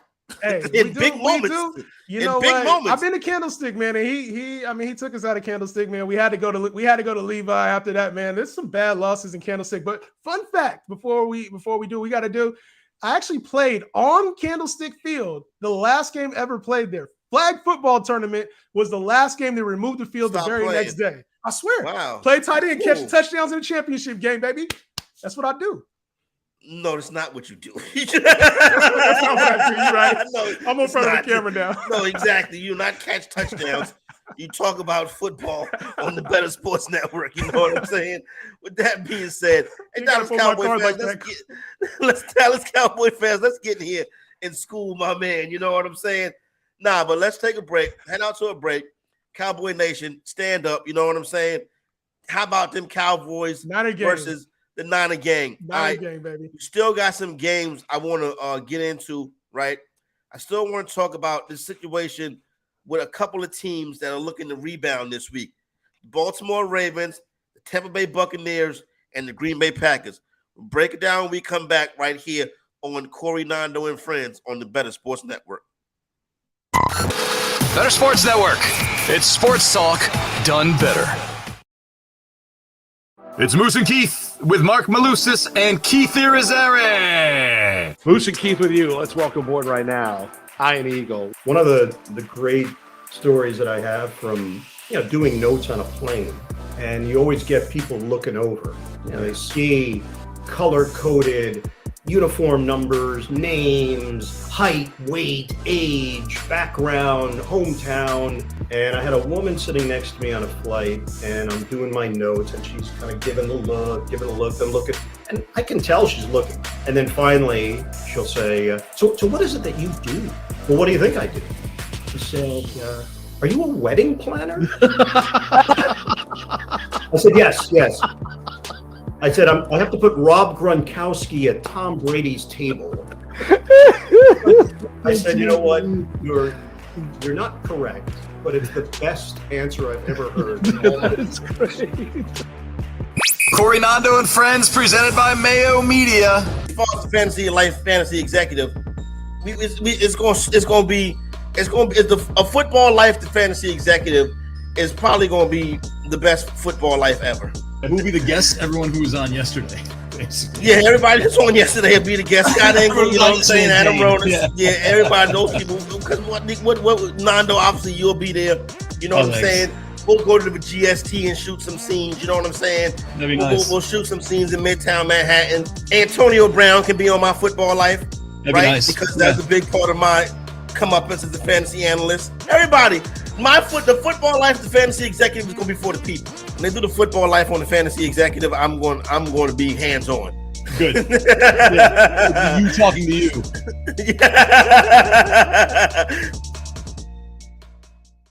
Lunch Money with Kyle and Ray, presented by FantasyGuru.com.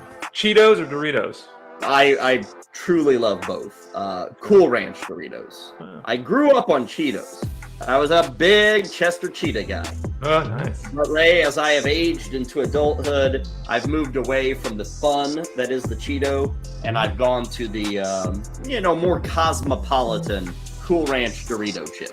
So I'm probably a Cool Ranch guy. How about you? I would go Doritos.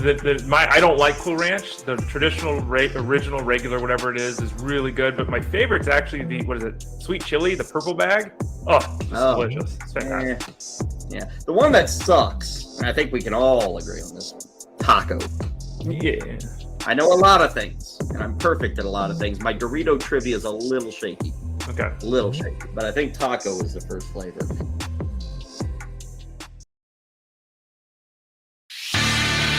Third and 3.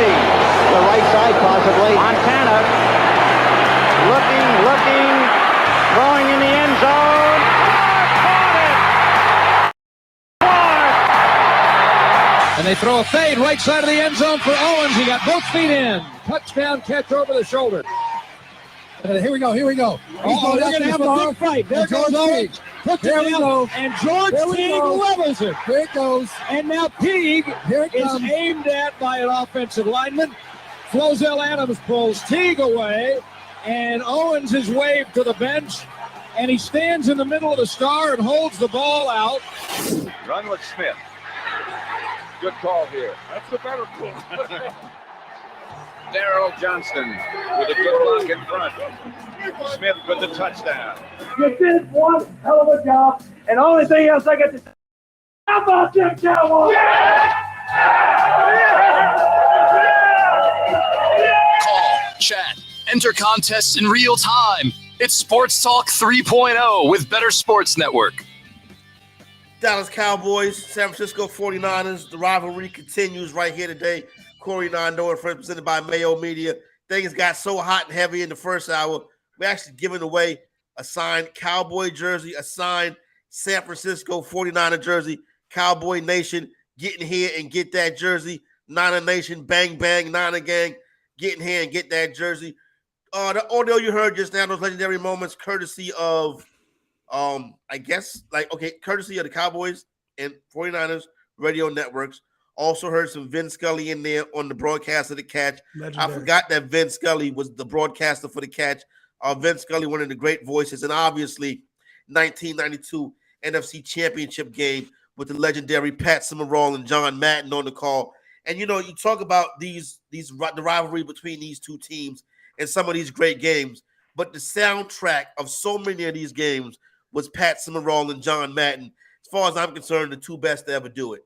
Yeah, I'm right there with you, man. And it's, you see him trying to do that thing with Aikman and Joe Buck, and it'll never be the same. Madden and Summerall, the greatest of all time. And it's great hearing their voices, man. It brings back a lot of nostalgia, man, between those moments. I could think of a lot of times you could think of like kind of just sitting in front of the TV or doing whatever you were doing at the time when you hear those calls. So great to hear. I was watching the Cowboys win.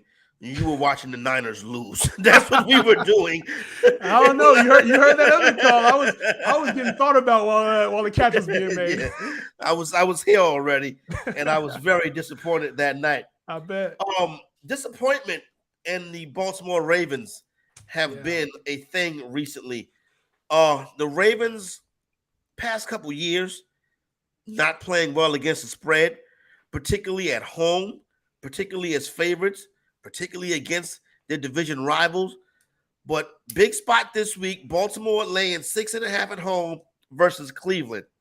Total 45.5. So my theory has been that the Baltimore Ravens offense is too predictable, mainly because they line Lamar Jackson up in the shotgun for the last 3 years. And people have caught on to it. So I think there needs to be a change with the offense of the Baltimore Ravens. With that being said, I think the foot goat, Justin Tucker, beats the Cleveland Browns, but I think Cleveland is going to give Baltimore all they can handle this week. I like the Browns to cover the 6.5. With the Ravens, man, it's tough seeing them go through this because this is a team that a lot of people had at the top of the AFC heading into this year, and they've dealt with some injuries, including on the offensive side of the ball where you mentioned they're struggling. And so when you lose key pieces like that, they went and signed Deshaun Jackson this week, which is a good move for this offense, but also the health of Rashad Bateman. We should see him come back early on in the season. They're missing some key parts in the secondary. So it was a bad loss. It took a bad loss. But to me, this team is better than their record right now. And I know I hate saying that, better than the record. Yeah. You are what you are.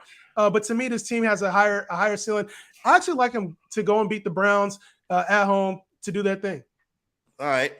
Your record says you always said by the legendary Dallas Cowboy head coach Bill Parcells. It's true. It's another legendary moment, but it's so true, man. Like you want to, at the end of the day, winning matters. And if you can't get the job done, whether it's by a little or by a lot, I'm a no excuses guy. You are what you are. Facts over feelings.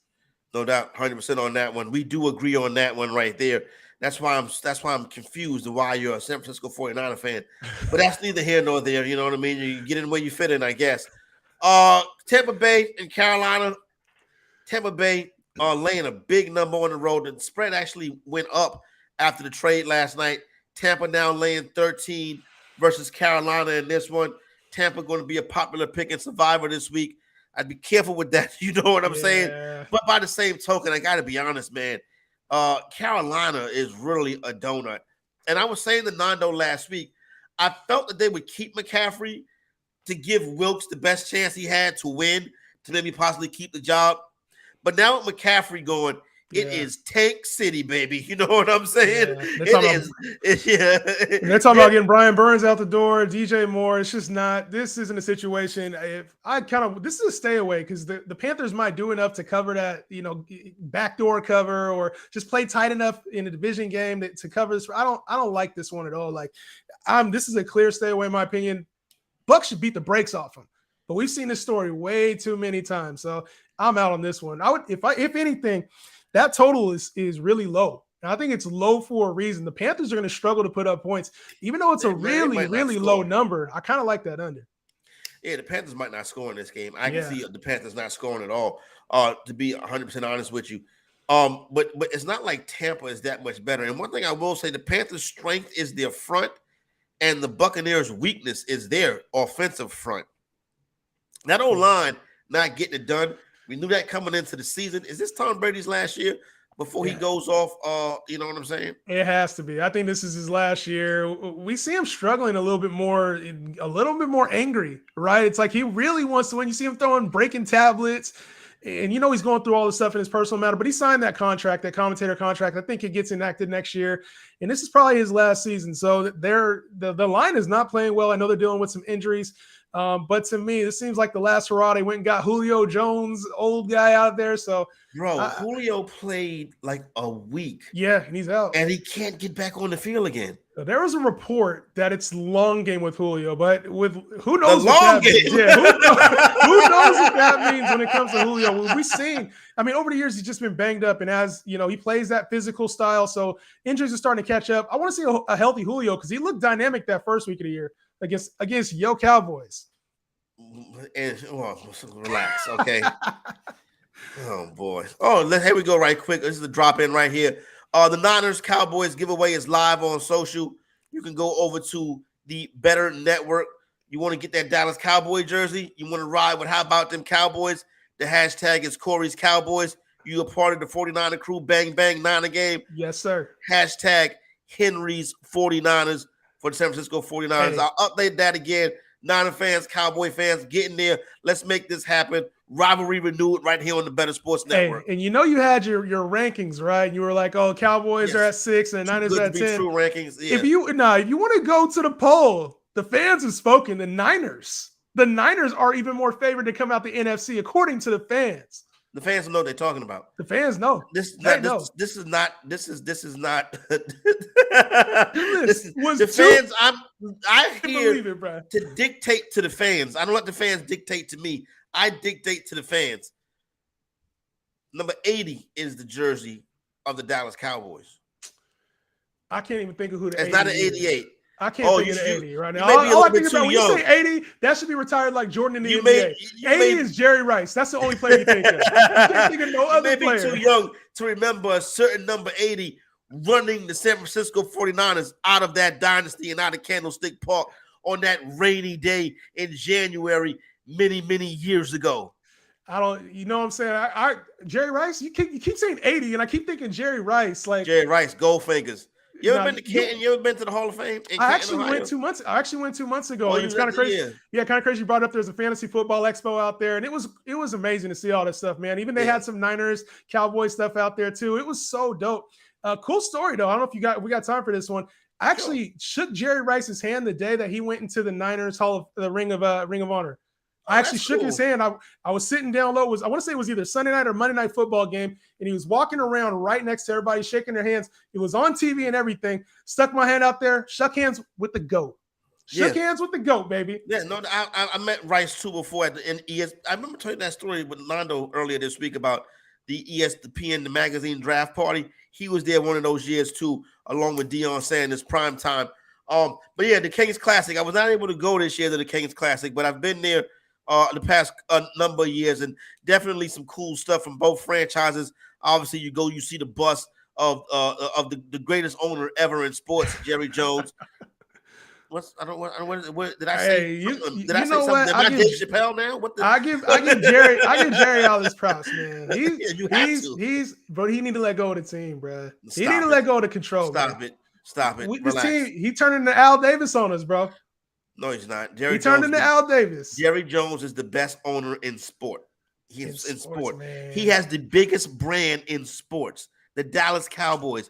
That's like, what's the famous soccer team? Totten, whatever they call that. I don't even know. Jerry, listen, Jerry. I'll give him this. Jerry's very passionate about his team. How about that's the old way, bro. That's the old way, because these new guys is coming in there. Warriors owner, I forget his name off the top of my head. Mark Cuban is a damn good owner too. There's some good owners in the space now. Yeah, but that's not Jerry Jones. Jerry Jones is Mr. Owner, Mr. Jones. You know what I'm saying? I'll give him Do his you due. call Al Davis Mr. Al Davis? Do you call? Well, you do say Mr. Steinbrenner back in the day. Yes, You know what I'm saying? Steinbrenner's too. Yeah.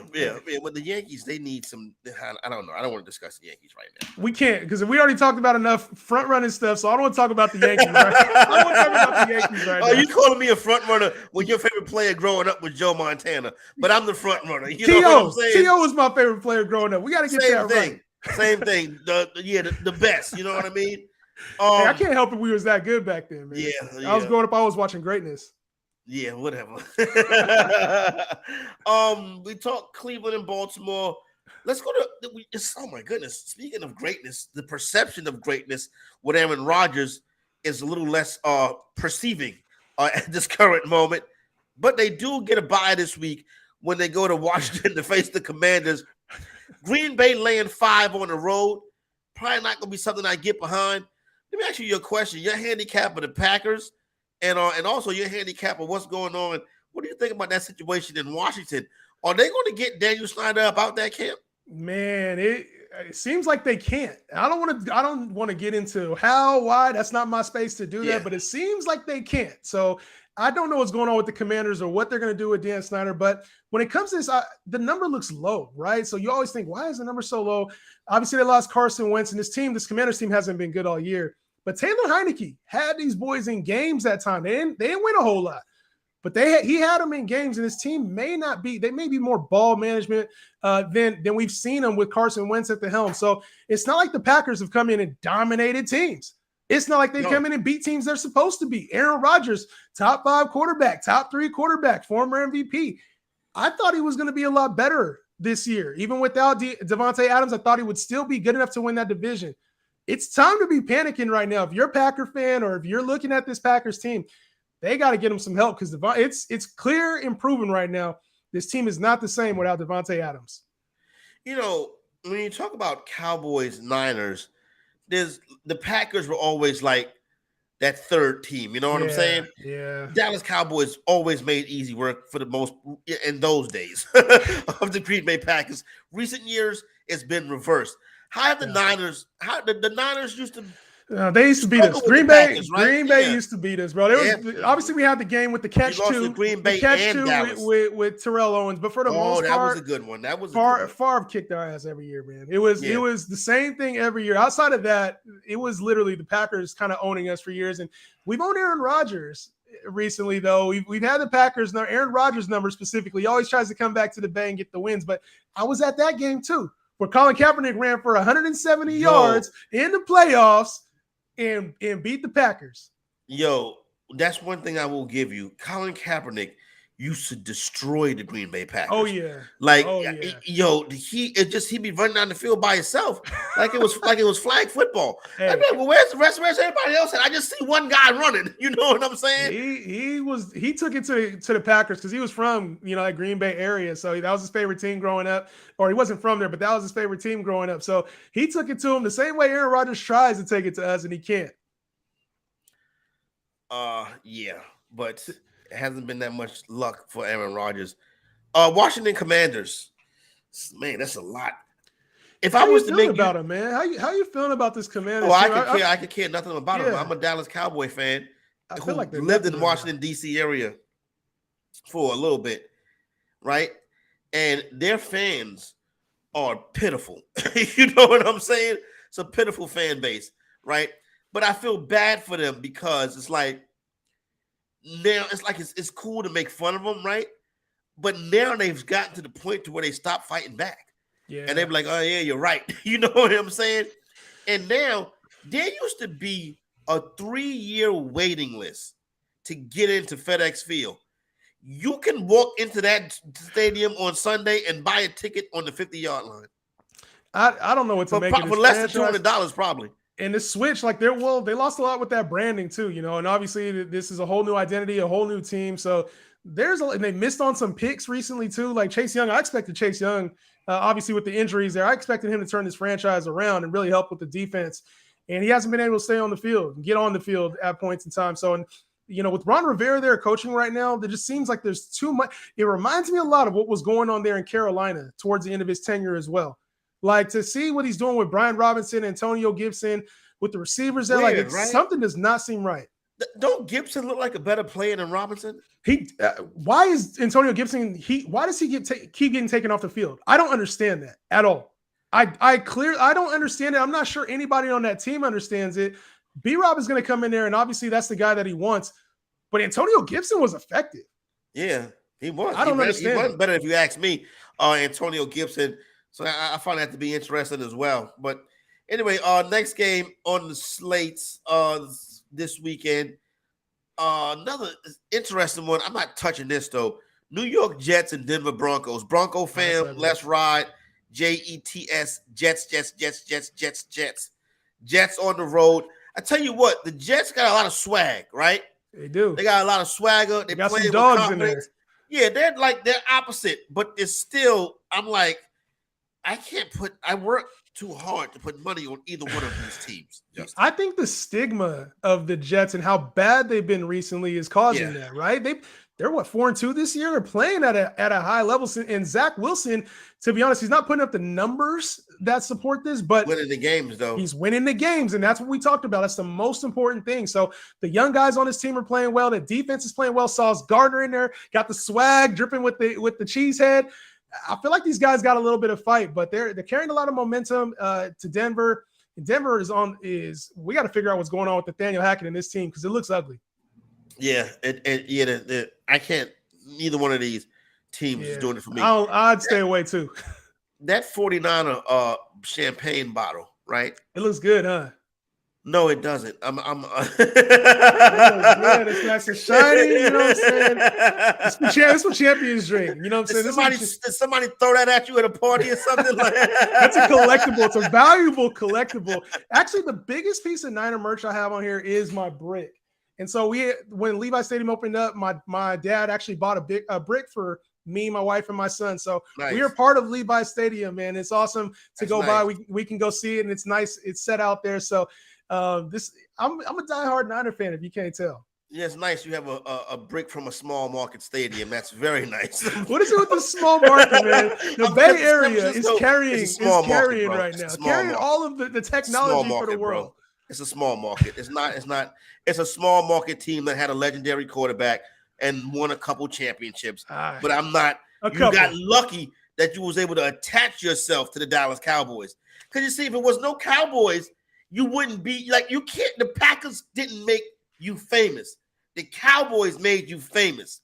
You see what I'm saying? I'm still trying to remember who's on these Cowboy teams. It was so long ago since they've been so famous in America's team. A Hall of Famer Michael Irvin, Hall of Famer Emmitt Smith. You wasn't in Canton, right? Hall of Famer Troy Aikman, Hall of Famer Jimmy Johnson, Hall of Famer Jerry Jones, Hall of Famer Larry Allen, Charles Haley. You know what I'm saying? A lot of Hall of Famers. Deion Sanders. Well, you play for both teams, though, but you get my drift. Those Hall of Famers, right? You said a couple other guys, Larry Allen, Charles Haley. So there's a bunch, like we talked about, man. There's a bunch of guys that played for both teams.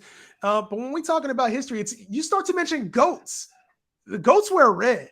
The GOATs don't wear white and blue. There's a bunch of GOATs on this Niner team. The GOAT safety, the GOAT who used to be the GOAT quarterback, the GOAT receiver, one of the GOAT linebackers, Patrick Willis, one of the underrated linebackers in the game, middle linebackers, I'll say. Emmitt Smith. Like, okay, so you can talk GOAT, but then I can pull up a record book and I can show you one. Are we going to talk records? Are we going to talk record books? You don't want to talk record books. We talk about Jerry Rice. You don't want to talk record books. Jerry Rice. And the thing is, Jerry Rice was the best receiver on his team, but this has a history. The Niners have a history of having historic wide receivers. I mean, you were talking about the numbers earlier, 80, 82, like 81. We can go through the numbers. There's a lot of history with these Niner wide receivers. None of them wear 88. That's legendary Dallas Cowboys one. But the jerseys that are going to be given away to the Cowboy supporter and the San Francisco 49ers supporter are going to be Alvin Harper and John Taylor. Alvin Harper famously Taylor, easy. third down NFC championship game, sends the Dallas Cowboys to the Super Bowl with a big catch and run, sends the San Francisco 49ers packing into obscurity. And then you had John Taylor, who was a decent number 2 wide receiver in his day. Oh, decent number 2. Get out of here, man. Decent. Get out of here. Decent. He was a decent number 2 wide receiver. What was your favorite? Let me ask you this. What was your favorite Cowboys era team? Like, not just the team that won a championship, but what was your favorite team to watch? Was it like obviously the Aikman Cowboys, the Romo Cowboys? Is it this current Dak setup? Like, what was your favorite era of Cowboys to watch? Tony Romo. I love Tony Romo. He was fun. I love Tony Romo. Like, you know what I'm saying?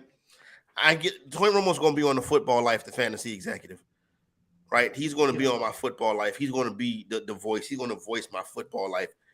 So those Romo teams were very special and close to me. The 2007 loss to the Giants was very difficult. Yeah, I bet, man. It was very difficult. But the finish the fight year, the 2014 season, the Des Corded season, that was a Super Bowl team right there. And Roger Goodell stepped in and messed that up right there. And that kind of was the last time we saw Tony Romo. But that was definitely the era for me, the Romo era, and particularly that 2014 team, that DeMarco Murray, Dez Bryant, Tony Romo team. That was my favorite team of, I guess really like ever. They were fun to watch, man. You mentioned Green Bay, how you guys owned Green Bay back then too. So it's kind of funny you bring that up. But Mike McCarthy was the one who threw the challenge flag, and now he's on our sideline. Now he's on your sideline, man. It was cool because like we didn't really have the Niners Cowboys. It still was kind of a rivalry, but it wasn't as harsh during that time. But I really liked that Niners defense. I talked about it a little bit earlier. That 2011 Harbaugh Niners. It was so fun to watch them. And I think there was a couple matchups there with Romo, but for me, man, it was watching that vaunted defense, seeing kind of the growth and progression of a guy, Alex Smith, he was still a game manager, but he happened to start winning games. And then obviously we saw what happened with Cap and the transition there. But that defense to me was elite and one of the best this league's ever seen. All right, Cowboys 49ers giveaway is live on social. Go over to @Better Network to win an autographed Alvin Harper or John Taylor jersey. Use the hashtag Corey's Cowboys for the Cowboys and Henry's 49ers for the Niners for the jersey you want. Retweet with the most hashtag of your team with the reason why they are a better franchise. Whoever has the biggest fandom towards their team will win. Submit a video or a picture to help your cause. This promotion is all weekend, so you have time. Winners will be announced on Monday's edition of Corey, Nando, and Friend. You have to use the hashtag to win. How about them Cowboys versus Bang Bang Niner Gang? Hashtag Henry's 49ers. Relax. Let's get it. It's not your 49ers. You know what I'm saying? It's the Bay Area's 49ers. It is, man. I'm just proud. I'm glad that both of these teams are back relevant because there was a darker period where we were kind of hit and miss. It's good to see. Even that playoff game last year, it was fun to see the rivalry not really renewed with us owning you some more, but it was good to see them in the playoffs. It's been a long time, man. I give them props. The way they was coming out to Super Gremlin, I was like, oh, this is all right. Now you do it. You can tell that was a team that was ready to lose. I do think this Cowboys team, you have the Cowboys ranked 6th, and I do think this Cowboys team is better than a lot of people gave them credit for heading into the year. And the schedule isn't very tough. So I can see this Cowboys team getting into the playoffs yet again. And anything goes in the playoffs. So with the defense playing as well as it is, and Micah Parsons can really carry his defense to that next level, which he has already. If they're playing like this in the playoffs, they're going to be a tough out. It's going to be interesting. Yeah, interesting to see how it plays out. Let's hop back in. Continue to run through the board in this week's NFL games. Houston Texans, Las Vegas Raiders. I don't know if I mentioned it to you or I was talking to somebody. I still think this Raider team can hop into it. I still think can make the playoffs. I don't know if I'm going to lay 7 with them. I think that's like the max. Yeah. Total 46. I like the Raiders, though. I like the Raiders coming out the bye. I like them to get back in it. It would be nice if what's the quarterback name? I can't think. Derek Carr starts throwing the football to Darren Waller. That would be nice for my fantasy team. But outside of that, some tough losses, but I do like the Raiders to win this game. I probably throw the money line in the parlay. I don't think I can lay 7 with them. But the Texans are not – the Texans don't scare me this week. They don't scare. They're not a scary team, but they also are one of those scary teams. They're coming off of a bye as well, and they got a lot of youth. So sometimes youth is against teams that are a little more vulnerable, like this Raiders team you mentioned, getting Darren Waller in the fold. It looks like he's trending towards not playing this week. That's another weapon gone. Hunter Renfro's questionable. Like this Raiders team, even coming out the bye, isn't all the way back. So this Texas team, I don't think they're a good football team by any means, but we've seen them hang around in games where they're not supposed to. Ended up with a tie against the Colts. Like it feels like this Houston team can cover 7. I'm going to pick the Texans to cover the 7 points. Definitely. Want to give a shout out to my man Getting the Game for hooking us up with those jerseys, getting this promo rolling. Make sure you get involved with it. You know what I'm saying? Tell a friend to tell a friend. Yeah. Let's head to now. Here's an interesting one: Kansas City and San Francisco this weekend in the small market stadium that you have a brick from, Levi Stadium. Total on this one, 49. This opened up with the Niners as a 3-point dog. Now the Chiefs are just a 1.5 favorite. I'll be honest with you. I love the Niners in this spot right here. I don't.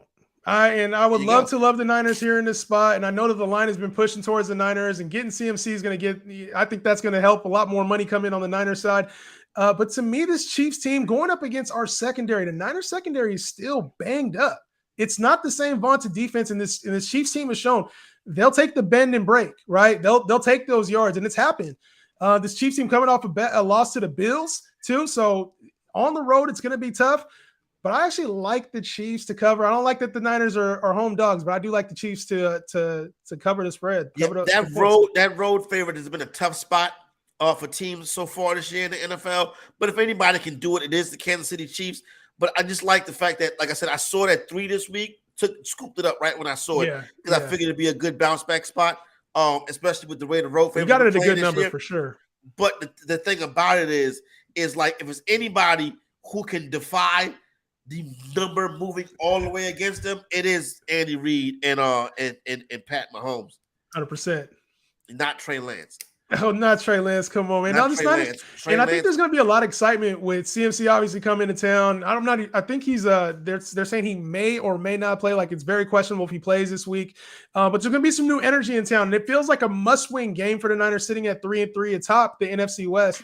Right now, it feels like brag about 3-3. Hey, I got to brag. We talk about a win is a win. With a win is a win. Record, but y'all are getting in at 8-8, 9-7. I don't want to hear it. Cowboys winning the division at 9-7. I don't want to hear it. So the Niners, I got to take it. I got to take it right now, and it feels like a must-win game, more so for the Niners than even the Chiefs, who are looking to stay very competitive AFC West right now. This is a rematch of the Super Bowl y'all just lost. Oh my gosh, I had to bring it up. But you lost. It's one play every time with the Niners. It's one play. We lost. We lost. Missed throw. Tyreek Hill, Patrick Mahomes, Tyreek Hill, Jimmy G overshooting Emmanuel Sanders. I remember it because I hit. You know what I hit? I hit on the first touchdown scorer. Yeah, I hit. So like I made. Who was it? It was Patrick Mahomes. But if you remember, the running back they called touchdown. I forgot who the running back was. They then reviewed it, and then Mahomes snuck it in. He got it in. And Mahomes was like 25-1 to have the first touchdown. So I literally could have stopped watching the game then and there. You know what I'm saying? Cashed out. But I wanted to watch the Niners lose, and I was able to do that successfully. It was heartbreaking, man. I'm not sure. I'm not gonna lie. It's not as heartbreaking as the loss to the Ravens. I was emotionally invested in that loss to the Ravens. That one hurt bad. With the break, because there was the break too, with all the stuff with the lights going out. We made that comeback. The lights out. Yeah, made the comeback. We had the touchdown. Frank Gore running into the end zone, and they called it back. And then the fade, the Crabtree, just right over the outstretched hands. Man, that was the toughest. That's probably was the toughest outside of that Giants game. That's been the toughest loss for me in recent memory. The Kyle Williams game. Yeah, that was fun for me. That was like the equivalent to the Romo Seahawks game for you. All right, hey, relax. That Romo Seahawks game was a Saturday night. It was a rainy Saturday night in Washington, D.C. Oh, gosh. I remember I was watching on my phone. I was watching that game on my phone, and I drove. I was like, I got to go to the restaurant to watch this. So I watched into the restaurant just in time to see Mr. Tony Romo do it all, come in there and try to hold that kick, man. And Cowboys had a punt return a kickoff return for a touchdown to get back in that game. And then that happened. That was a rainy Saturday night in DC. I watched that game in at work in the break room because that's when I was a civilian. Well, I was at work, bro. You know, there ain't no crying at work, man. And I know. No, I didn't cry. I was too grown to cry. You know what I'm saying? Yeah. I was optimistic because that was Romo's first year. That was the first year of me and Tony Romo's friendship. You know, Tony Romo, man, he doesn't get enough credit, you know, as a player. And what he brought to that Cowboys franchise during the time that he played, he wasn't even supposed to be anything. And he turned into did he end up getting in the Hall of Fame? I don't think he's in the Hall of Fame, but he ended up turning into a great quarterback. So I don't think he gets enough props. I think he should because be a Hall of Famer, but they're not going to put him in the Hall of Fame. Nah, people be hating on him. He ain't Hall of Fame level. I'm sure Trey Lance will get there one day over him, though. No, Trey Lance can't even get on the damn field to the Hall of Fame. We still got a couple games to break down. Plus, we want to talk a little bit of NBA stuff. So we'll hit the back end of the NFL schedule, talk about the big Monday Night Football game coming up between the Pats and the Bears. Also, old AFC rivalry between the Miami Dolphins and Pittsburgh Steelers. We'll break that down. Got some interesting matchups on the NBA card tonight. Got a couple plays on those. We'll share those as well. Don't forget, Niner fan, Cowboy fan, head on over to @Better Network on social media and get involved in our little rivalry. And you can win an Alvin Harper jersey, Dallas Cowboy fan. You can win a John Taylor jersey, both autographed, authenticated jerseys. You know, Cowboy fan, Niner fan, let's get it. When we come back on the other side, we'll wrap up the NFL and get into some NBA stuff. It is Corey Nando and Friends, presented by the Mayo Media Network right here on BSN. Make bets and follow your fantasy team while you buy, sell, and trade collectibles in real time. Only on Better Sports Network. Corey, Nando, and Friends, presented by Mayo Media on Better Sports Network. I'm convinced that Babe Ruth is a fictional character. Babe Ruth is not real. No, it's not. Babe Ruth is not real. We've been hoodwinked. We've been bamboozled. We've been led astray. We've been run amok. Keep going. Babe Ruth. I don't know the rest. Babe Ruth is a fictional character. I'm dead serious. Babe Ruth is a fictional character. Y'all are never going to get me to believe that Babe Ruth is real. Babe Ruth is like a baseball Santa Claus. I'm not buying it. After I saw those highlights last night of Babe Ruth, I'm like, there's no way you can tell me that Babe Ruth is a real person. Who do you know? There is nobody under the sound of my voice that has ever seen Babe Ruth play. I asked my pop, you ever seen Babe Ruth play? He's like, no. Nobody's ever seen Babe Ruth play. I mean, come on. I'm telling you, Babe Ruth is a fictional character. Even Babe Ruth baseball cards, it looked like it's drawn. Like, Babe Ruth is not real. Y'all trying to pull a fast one. Listen, I don't know who made this up. Maybe it was Phil Rizzuto. Maybe it's the Lenny Melnick. But Babe Ruth is not a real person. There's no way. Everything about Babe Ruth is sketchy. If you didn't go to the games, how do you know that it really happened? Or I listened on the radio. You listen to Ovaltine on the radio. That old school radio was all fiction. Everything on old school radio was fake. But you think Babe Ruth is real? Look, he lived until 1948. So if you find someone who's like 85 years old, you know, they might have remembered him when he was little, you know, when they were a little teenager. Babe Ruth was made up by baseball purists. I am certain. You do that thing where you pause the Babe Ruth video and you zoom in and you zoom in and you zoom in. You see like some artist's autograph like right here. Yeah, you like digital art right here. Yeah. Somebody needs to investigate this and see if Babe Ruth is a real person. I'm pretty sure Babe Ruth is a fictional character created to make people think that like there was this great jolly old baseball player that drank beers and ate hot dogs and hit 60 home runs. Like the home run record before Babe Ruth was like 14. You know what I'm saying? Yeah. Like, and but now he figured it out. You know, like who figured out the dunk, right? Like he's just like, oh, that's like Dr. J or something, right? Then Dr. J, probably was before Dr. J, but Dr. J made the dunk famous. Babe Ruth made the home run famous, or maybe that was a way to get people to like. We're gonna make baseball America's pastime, but in order to do so, we need somebody who we can make the face of the sport. And they didn't have no face of the sport. So they're like, okay, let's make him a fictional guy that played for the Red Sox and was traded to the Yankees for like $10 tickets to the tickets to cats. You know what I'm saying? Like the Red Sox get a You tried to say Les There's Miserables. is there any footage of Babe Ruth in the Red Sox uniform? None. I'm telling you, Babe Ruth is a fictional character.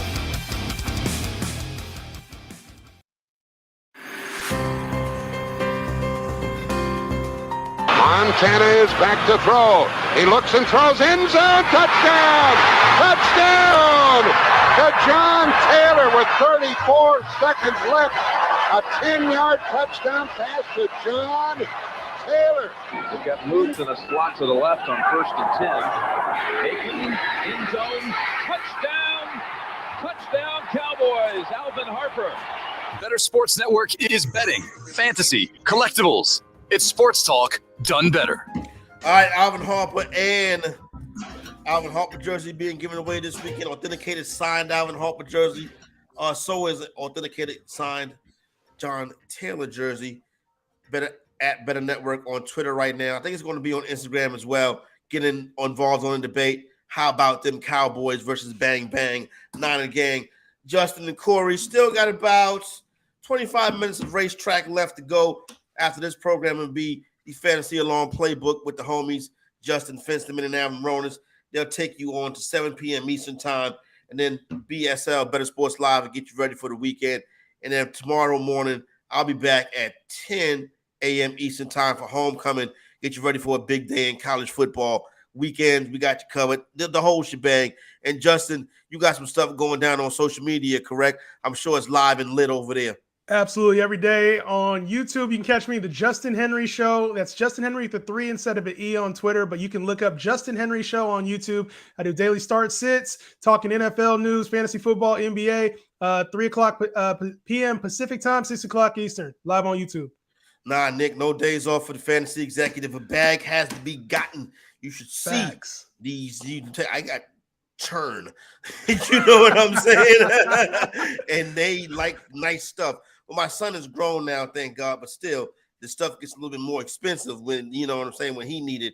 And then my daughter, oh my goodness, the activities and everything. So definitely try. How you got? What is your crew? So my boy is big now. He's 21. My girl is 12. Okay. You know what I'm saying? So she's moving on up. So my oldest is 12. So my oldest just turned 12 on Monday. Happy birthday, my guy Tyson. So yeah, he just turned 12, and I got a 7-year-old and a 5-year-old as well. So all boys. I'm the LeVar Ball guy out there yelling at my kids, go hoop. Yeah. And so that's me right now. That's what's up. You know what I'm saying? Got the crew right there. Seahawks, Chargers, interesting one right here. Love the Chargers. You know what I'm saying? I came into the season thinking they were a little bit overrated. I like what I've seen from them so far. The Seahawks, though, been a big story this year as well. I would take the Seahawks to cover the number, but I like the Chargers to win the game. I think the Chargers figure out a way to pull it out. What I worry about the Chargers is Mr. 4th and 10. Their head coach, Brandon Staley, being can be a possible somebody to lose. I want to say a bad word, but he can lose them a game. Yeah. You know what I'm saying? What do you think about this one right here, Seahawks and Chargers out there on the West Coast? Yeah, it's going to be a West Coast affair, and I think the Seahawks can cover this number. And there's a strong, I really think that there's a chance that they pull off this win as well. And this is a better team, a better Seahawks team than people are giving credit for. And this NFC West, although the records don't speak, we know it's a battle-tested NFC West. So the Chargers, they're playing well, getting some wins. A lot of people have them ranked in the top 4, top 3. Yeah, I do. Of course, right, like you do. But I think this Seahawks team, they play to their competition as well. So if the Chargers slip up at any point in time, this could go in the Seahawks direction. I like the Seahawks to cover the number. You a Pete Carroll guy? I respect what he's done. I don't think he's great by any means, but he gets wins, and I got to respect what he's done here in this division for the last 10 years. So I'm not a huge Pete Carroll guy, but I see what he's doing. Like he did it without Russ. He's done it without Marshawn. The defense isn't elite, and he's still happening to get wins and make this team competitive. So I respect what he's done. All right, okay, cool. That's what's up. What about you get into like no USC Trojan football, no Cal football, no UCLA. You know what I'm saying? I got my heart broken in college, man. So I used to be this big, college guy back in like the late 2000s. I was betting a lot on them, and things got ugly. The Trojans. Trojans. Oregon was really good at the time. Chip Kelly was doing his thing. Yeah. So, and then I started getting into the Eagles. Yeah, then I started getting into the MAC action. Started getting Oh, a Max little at Kent Max State. shit, yeah. Oh man, it got rough for me. So I was like, you know what? Let me stop getting on college, bro. Yeah, they have they're Toledo and Kent State are rivals, and Toledo, the chant is, can't write, can't read, Kent State. Hey, I'll say this: funny. Toledo and Kent State both those teams made me a lot of money, man. The MAC has some good teams. It always has some underrated action in there. No doubt. So shout out to the MAC conference. Those do be some good games. You can catch them in the middle of the week a lot of times. Makes it even more interesting. Football night in America. I've been waiting all week for Sunday night. The new vocalist. And that's what, even with the stuff he knows, I'm getting my I'm not a singer. It's not my thing. It's not my I would have never guessed. Really. I'm a dope MC, but I'm not a singer. Pittsburgh Steelers, Miami Dolphins, old school AFC rivalry. Dolphins and Steelers from back in the day made new. Tua returns for the Dolphins this week. They're laying 7.5 at home. I wouldn't lay 7.5 with this team, but I mean, it's hard to bet on the Steelers. Either the total is 45.5. What do you think of this one right here? Interesting contest between these two old school AFC teams. This is about when the Cowboys were first started Very winning. funny. So back, I can't even remember it. It's all hearsay, Very like funny. Wilt Chamberlain and Babe Ruth, like you mentioned, man. But I like the Dolphins in this one. And I think the firepower is just too much. Both of these teams, if we look at it from a fantasy perspective, both of these teams are terrible against opposing wide receivers. And Tyreek Hill and Jalen Waddle both have game-changing speed. Tua coming back, I think, helps this case. They finally get their quarterback back. He's had time to rest and get up. So hopefully he's healthy on the field and everything's good to go with him. The Steelers team just has it rough right now. On the road, going into Miami on Sunday night, it doesn't seem like a good case scenario right now for the Steelers. I think they play tough, but at the end of the day, the firepower for the Dolphins is just going to be way too much. I would fade the Miami Dolphins for the rest. When I say fade them, I'm not going to be able to bet on them, right? And I hate to say this, and please forgive me, knock on wood. I do not want this to happen, of course. But everybody that they put back there gets hurt. Yeah. And if Tua goes down again, it's over. Yeah. This season's over, bro. It's a wrap. I don't hope so. Like I said, knock on wood, but I don't know if he finishes this season. It'll be tough for this team. And they have, like you said, Bridgewater has been back there. He's been hurt. I want to say Skylar Thompson even got banged up a little bit. So yeah, it's Tua, man. I hope and pray. I hope he makes it through the season because they're a fun team to watch with Tua. We saw him got off to a really hot start and then he got hurt. This team is fun to watch with all the weapons they have there in Miami. So if they play, they're going to be climbing up your power rankings here, I think, after this week and very soon here with Tua at the helm. So I like this team, and I hope they do right by him. And they've done right here in these last few weeks, their due diligence to make sure he's safe on the field. But you mentioned it; these quarterbacks keep getting hurt, so we got to make sure he stays on the field. Interesting to keep an eye on that. And when you're betting the Miami Dolphins, remember, be careful with that because you don't know if he's going to finish the game the way that things have been going. Last game of the week, Monday Night Football, New England Patriots. This opened up. The Pats is an 8-point favorite, pushed up to New England now, laying 9 across the board. Mac Jones could be back this week. I would expect to see another week of Bailey Zappi, though. Yes. Really, a reason why this number is so lopsided, not because of the greatness of the New England Patriots. It's more because of the fact that Bill Belichick versus Justin Fields is about as lopsided a battle as you can get. And he's going to take away everything he does well, which is just running at this point. Yeah, it's just running the football at this point. So I think it could get ugly. And obviously they're in New England too. So I think the weather might be a factor in this game. Obviously check the reports. I'm not a meteorologist and I don't try to pretend to be, but I've seen stuff out there. The weather could be a factor in this game too. So just something to note. But I don't expect much from the Bears. I don't like games like this. I don't like taking the points with this type of games.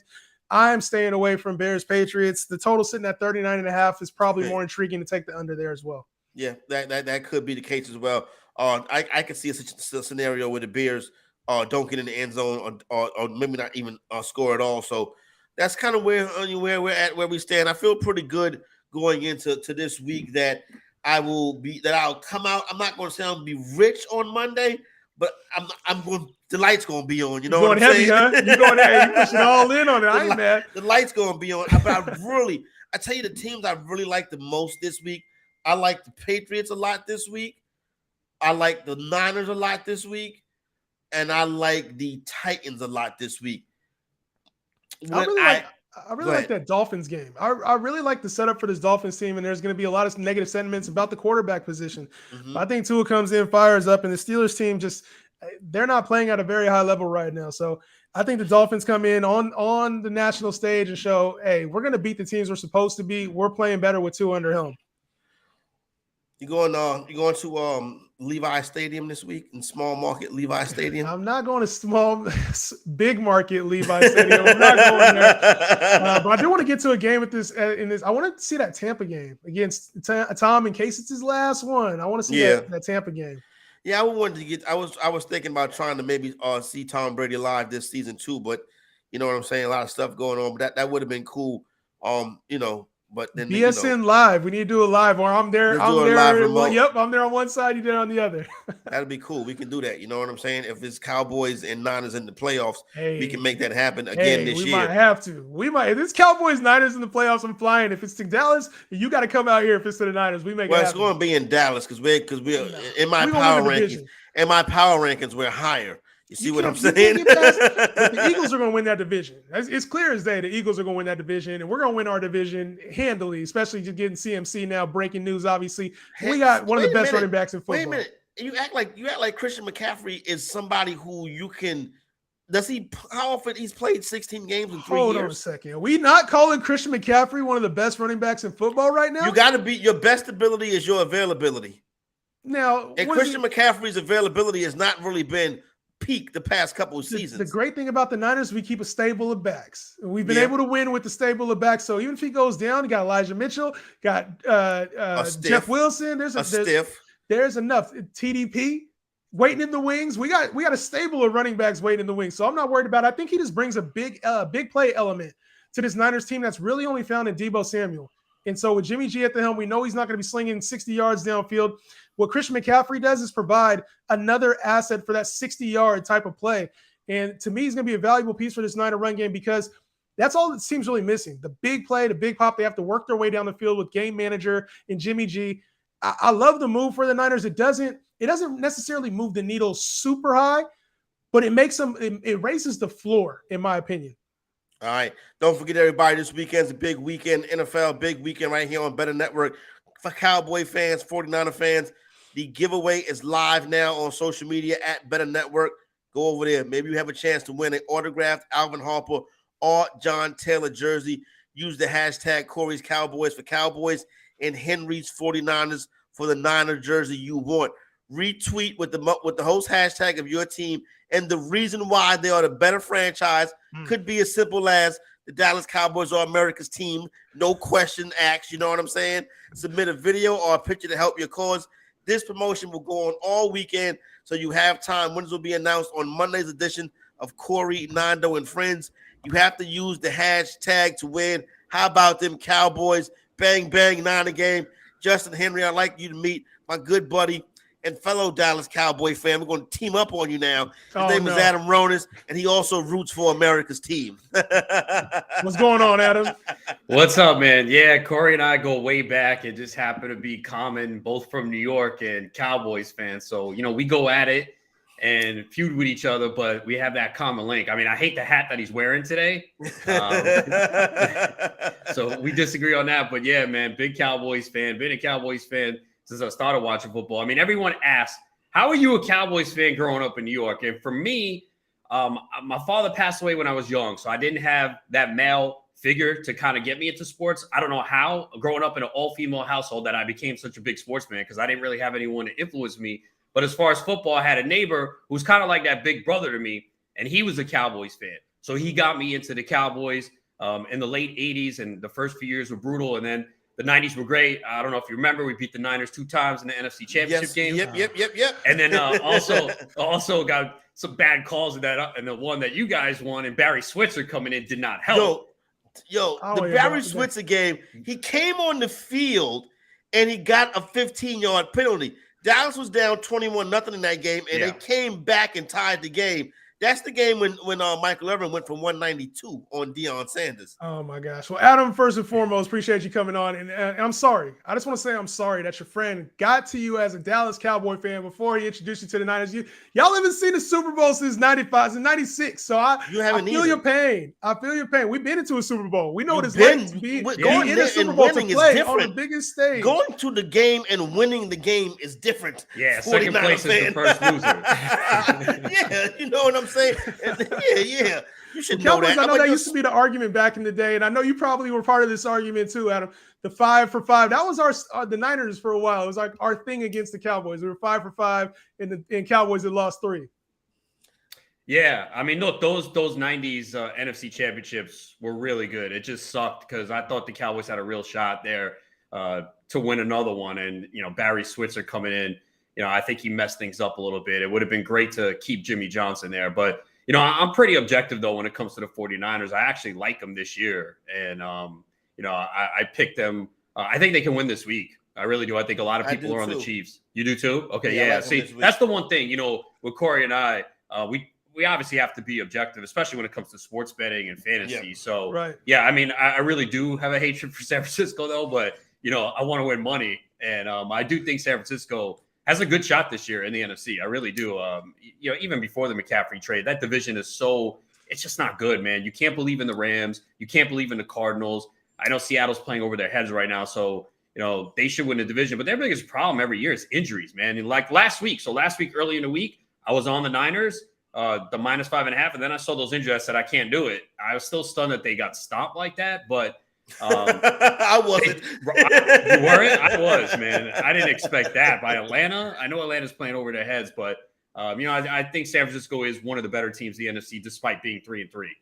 Hey, so Ronan, I told as far as this Cowboy rivalry with the San Francisco 49ers, I talked about my love for Tony Romo. You know what I'm saying? And particularly my favorite team really being the 2014 team, the Finish the Fight team, the Des Carter team, DeMarco Murray, that team right there, and how that came to an end in Green Bay. What are some of your favorite Dallas Cowboy players and favorite memories from watching this franchise, America's franchise, Justin, America's football team? I said yesterday they could send the Cowboys to the World Cup. That would be a good idea, actually. What do you think, Ronas? Yeah, that would be good. For me, though, it's Michael Irvin, man. That's my guy, man. 88, I got a lot from him. That's my number, and I put in a lot of things. And, we look at all the receivers with 88 cents, Des Bryant, CeeDee Lamb. But Michael Irvin was my guy because just his emotion and his intensity that he brought to the game. Like, I felt after he left, too, they kind of fell off. I thought he was the guy that just got them all fired up. And we know how wild he is off the field. But he had that personality. And I just felt like he was the emotional leader. Aikman was kind of low key. I mean, Emmitt was big. Emmitt Smith was big. I mean, I'll never forget Emmitt Smith against the Giants with that separated shoulder and that overtime game, winning the division. That was huge that year. So always love Emmitt Smith, but we all know he was running behind a great offensive line. I just loved Michael Irvin, man, the intensity that he brought. I like playing wide receiver as well. But I love Michael Irvin, man. I like those intense players that work real hard. And Irvin is that guy. So he was one of my favorites. I mean, but that 90s team, man, there were so many good plays, even on the defensive side, too. Jeff Code, they just had so many good players, man, on that team. And I just wish they would have won 3 in a row. Yeah, that would have been cool right there. They wasn't able to get that done. Yeah, I'm sure you are. Ronas is coming up next. Ronas and Finsty on the Playbook powered by Fantasy Alarm. Ronas, we'll see you right on the other side of the top of the hour, my man. And I'll see you on Sunday on the Better Zone. All right, man. Good meeting you. Go Cowboys. How about them Cowboys? Get him out of here. All right, Justin, let's run through it. Let's see. You got a couple minutes. Let's hop in here. Give a quick run through some NBA action tonight. Interesting. Washington Wizards 2-point favorites versus the Chicago Bulls. The Bulls don't have Zach LaVine. I can't see why Washington would be a favorite in this game. So that's scaring me off of betting it. But I feel like hammering the Bulls money line. Yeah, the Bulls, man, it's just they haven't played the same without Zach LaVine. They're dealing with their own injuries at the guard position. And this Washington team, they're not bad. Like this Washington team, it looks bad on paper, but they got a bunch of young guys on there and they play tough. I think they can cover the 2.5 points. And like you said, it's one of those lines where you look at it, you're like, the Bulls should be beating the Wizards. Something's up here. They favored by 2.5. I'll take the Wizards in the points. Pacers and Spurs, no play for me on this one. I need to see a little bit more from both of these teams. But Tyrese Halliburton did come out the gate with a strong performance and on the Pacers opening night game. He looks like he's probably going to win Most Improved Player of the Year. And like I talked about him from NorCal and from Sacramento. That was, to me, that was a bad trade last year. Getting Sabonis, and I get that the Kings are trying to win. It just hasn't equated to wins. And a guy like Tyrese Halliburton, who's going to be at an all-star level this year, should be able to elevate him over the Spurs. 1.5. I'm not too worried about that. Give me the Pacers. Interesting one right there. Okay. New Orleans Pelicans, Charlotte Hornets. The Pelicans do look like a wagon. Am I ready to lay 7 on the road with them, though? Not going to go that far. I do have a Pelicans Grizzlies money line parlay. You can get that at around -105. So I went and I hit that one right there. Like the way the Pelicans looked on opening night. The Hornets also got to win, but I think the Hornets can cover this, but I'm not willing to put money on this one. Like I said, I got that the Pelicans on the money line. Yeah, the Pelicans win didn't feel the same as the Hornets win. With Exactly. Zion back, this Pelican team's going to be scary. Toronto Raptors and Brooklyn Nets. This right here is going to be Brooklyn a 2.5-point favorite in this one. The book keep making the Nets a home favorite, and the Nets keep stealing y'all money. I'm all over the Raptors in this spot right here. I believe the last time the Raptors played the Nets in Brooklyn, the Raptors won by like 40. I am very high on this Brooklyn Nets team, but it's going to take a while for them to get things figured out. It's the same thing we see with a lot of great super teams or teams with collectively good talent, a bunch of vets in there. You got to play basketball at some point, so they're going to have to get used to each other. And this Raptors team plays well together. That's the difference between them and the Nets. I'm going to stay away from this game because I think the Nets are a better team. But to me, if I was going to take action, to be on the Raptors side. Boston Celtics, Miami Heat. The Boston Celtics with a very impressive opening night victory over the Philadelphia 76ers. The Miami Heat, for as good as Boston look in night one, they look just as bad. Kyle Lowry looks like we're coming up on the end of his career. And I looked at Lowry's numbers. This is Kyle Lowry's 18th season. Man, it doesn't seem like it. It does not seem like it. And I'm saying to myself, you're not going to be a contender if Lowry is a big part of your team. I think the Celtics roll tonight. I don't agree with that. There's something to be said about veteran presence, and I think PJ Tucker missing from this team is probably hurting more so than anything, kind of giving that little bit of grit. But we've seen the Heat. They're at home today, and they're always a bounce-back team. Like, they don't get crushed, and they normally rise to the occasion. So while I think the Celtics are a better team, this seems like a nice spot for the Heat getting 2.5 points. I'll take the 2.5. I can't get to all the games, but I do want to touch on this one right here. Big game tonight in the Yay area, the small market Yay area. Yeah. Golden State Warriors laying 5 points versus the Denver Nuggets. I want the Nuggets to win, but wanting somebody to win and them actually winning is two different things. Yeah, the Warriors should handle business. Jamal Murray is potentially out as well. So give me the Warriors in this one. The Warriors continue to do things. Bay Area teams. I'm a Laker fan, but Bay Area teams do it better. We've been talking about it all through the broadcast. Give me the Niners and make sure you use Henry's Niners to win your jersey, man. All right, there you go. Go use Henry's Niners to win your jerseys. Corey's Cowboys to get that Alvin Harper, and you can run San Francisco right into obscurity like they've been, small market obscurity like they've been since Joe Montana left. But Justin, my man, appreciate everything today, filling in for Nando. Definitely enjoyed hanging out with you. Good stuff, my man. Appreciate it. Yes, sir. Appreciate you having me on. And like always, man, I'll be here to talk Niners Cowboys all day. We got to revisit it every single time I'm on here. No doubt. And I'll be here all weekend getting you, helping you win college football, helping you win NFL. For Henry, I'm the Corey Parson, Fantasy Executive. We're out.